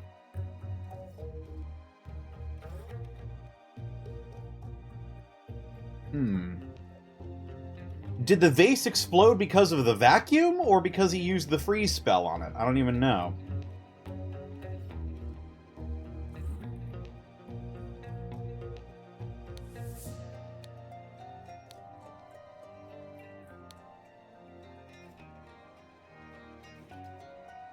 Gotta head out for now. Alright, take care, Cyrus. Thanks for stopping by. Matter?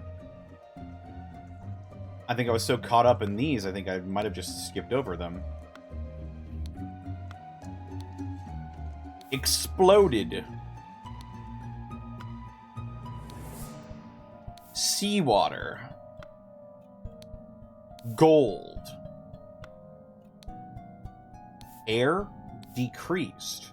Ah, there we go. There we go. There we go. There we go. Okay.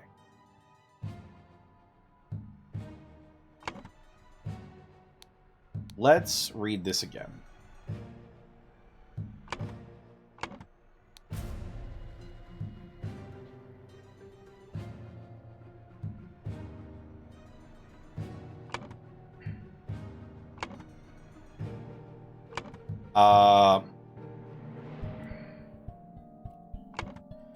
So I think this is increase and this is decrease.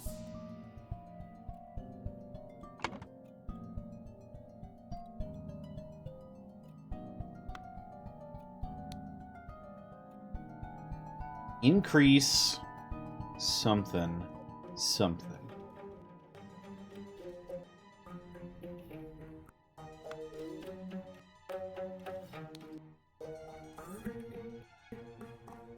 Increase air temperature.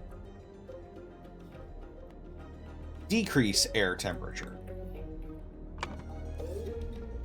So this is...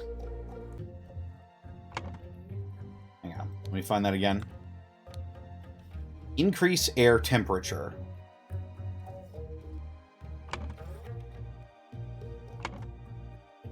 Increase air heat.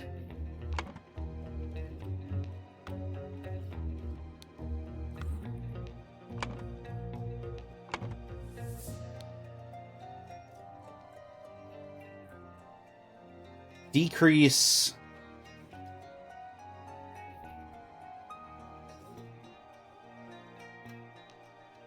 get gold by aiming at target. Decrease water?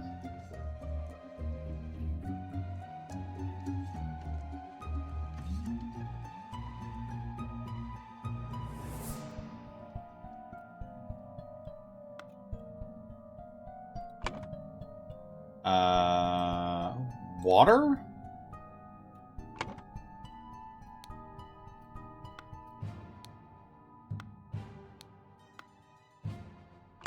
What is this one? I've seen this one. increase air, decrease air, but it did not completely seal a vacuum.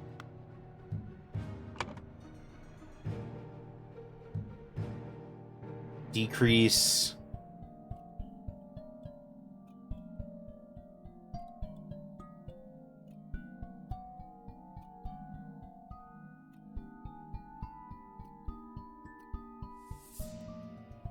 oh, maybe this is gold. It says decrease gold and then increase gold, right? Maybe this is gold. And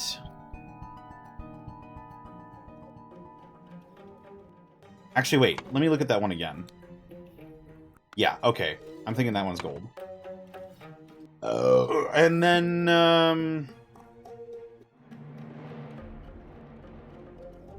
matter?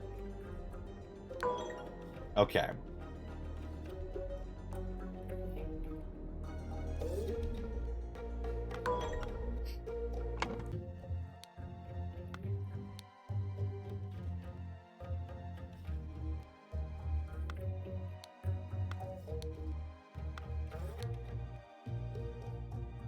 Vacuum V2.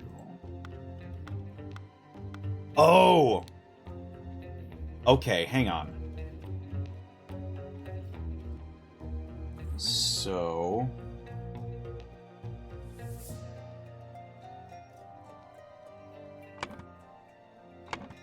increase...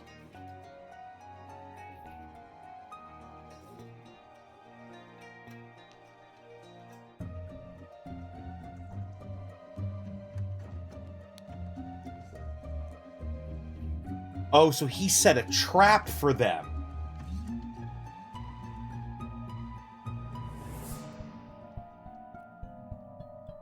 The eye is blue.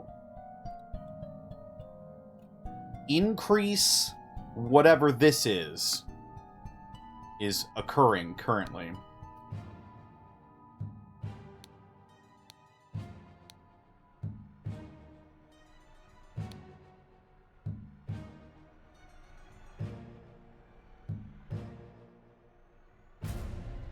If the eye is red, it is ready for blank input, and afterwards it will turn blue.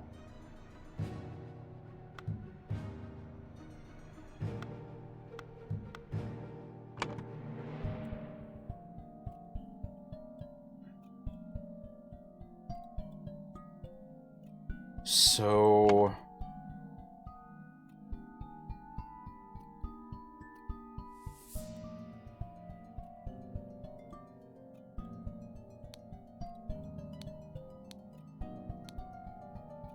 I think that maybe this is decrease matter and this one is decrease air.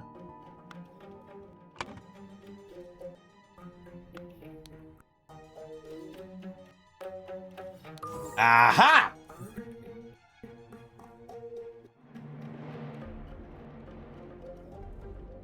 And that would make this increase and decrease matter heat.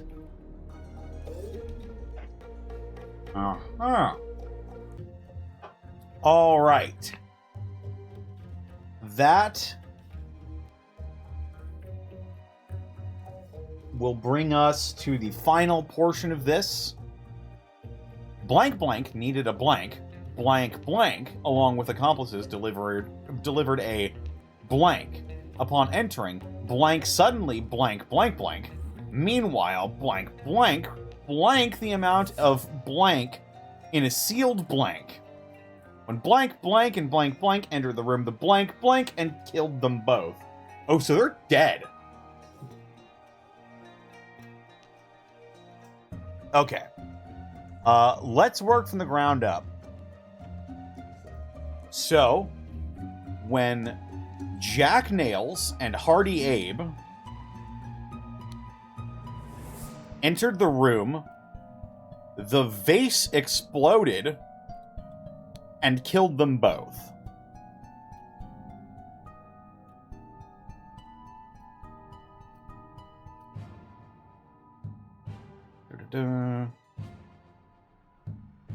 Upon entering, blank blank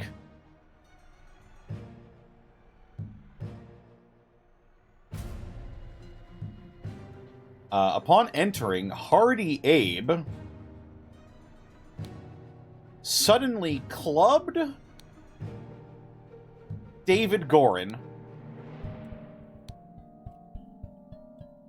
Meanwhile, Edmund Cloudsley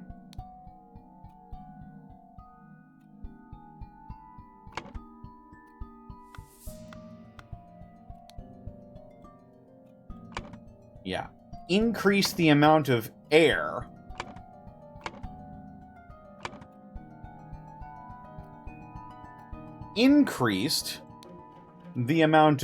air in a sealed vase.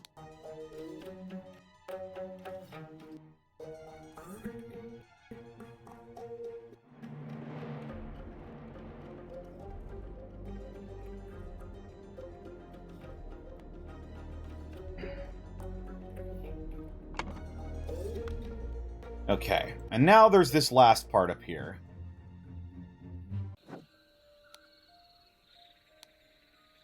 Henchman for hire in the Timberbrook region.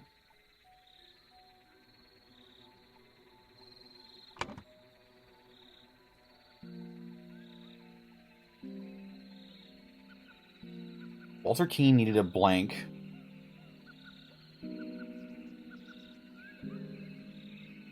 Needed a blank. Oh, Edmund Cloudsley needed a corpse. Edmund Cloudsley needed a corpse.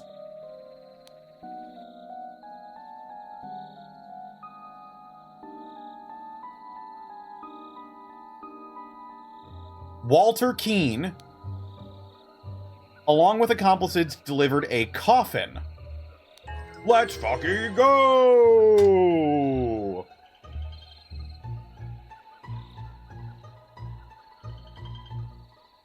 No hints accessed, baby! To gain entrance to Edmund Cloudsley's secret forest cabin, gentleman robber Walter Keane pretended to deliver a corpse to Edmund for his experiments. Upon entering the cabin, the robbers ambushed the servants and Edmund locked himself in his study while the robbers were sawing through the lock.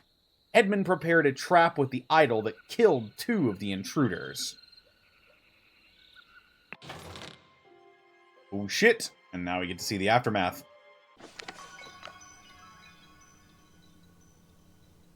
Then, Sir Coronor, the bandits accidentally set off at my master's laboratory chemical ingredients. What happened afterwards? I managed to fend the rest of them off. My master, Lord Edmund Cloudsley, got caught in the blast, which severely disfigured him, and soon afterwards he died. Bless his soul. Oh, snap. Oh, yeah, and there he is. See? We were right about the ears. See, look at him. Yeah, no, that is definitely a, what do we call it?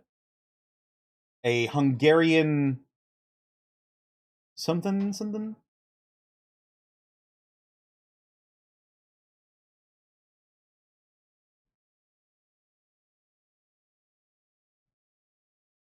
Yeah, no, Edmund is not dead. I don't agree with that one bit.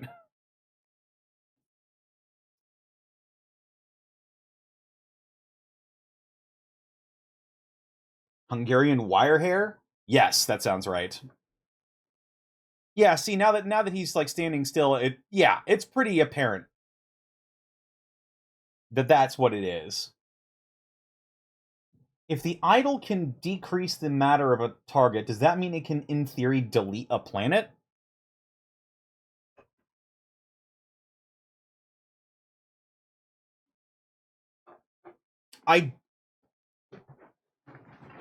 I'm unsure if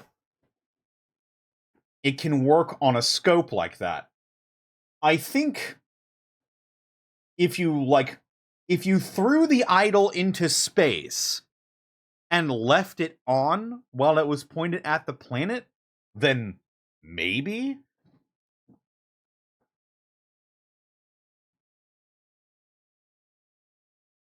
But it'd probably take a really long time. We also don't know all the rules of the idol yet.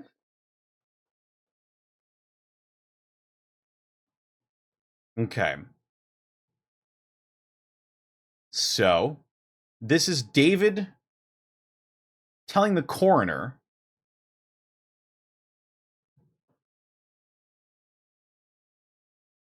The bandits accidentally set off my master's laboratory chemical ingredients. What happened afterwards? I managed to fend the rest of them off, but my master, Lord Edmund Cloudsley, got caught in the blast, which severely disfigured him, and soon afterwards he died. Bless his soul. Yeah, that's bullshit.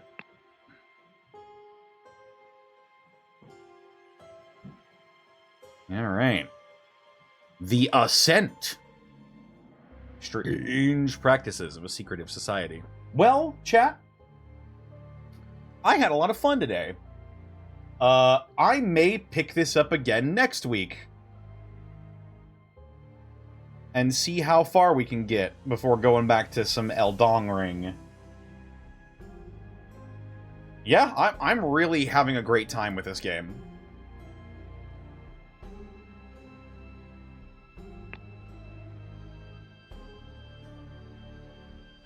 The Lemurian Vampire. Wait.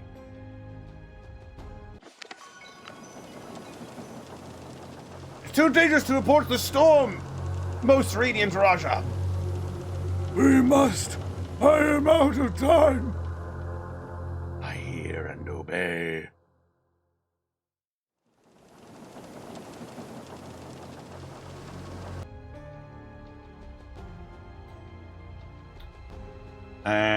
I wonder if these are like DLC cases.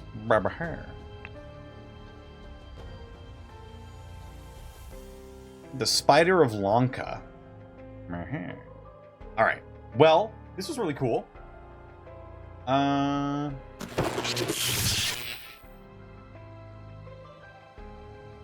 Let's go ahead and send ya off. I'm gonna send you off. I'm gonna send you off.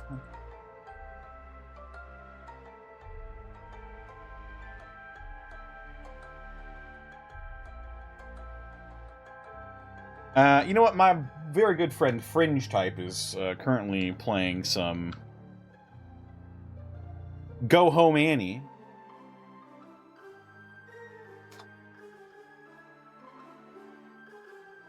So let's go ahead and raid Fringe Type. I swear to God, if Edward Bosco raids me right now, I will be very peeved. But thank you all so much for stopping by. And I will see you all, what's today? Thursday? Yeah, see y'all tomorrow. Yeah, bye-bye.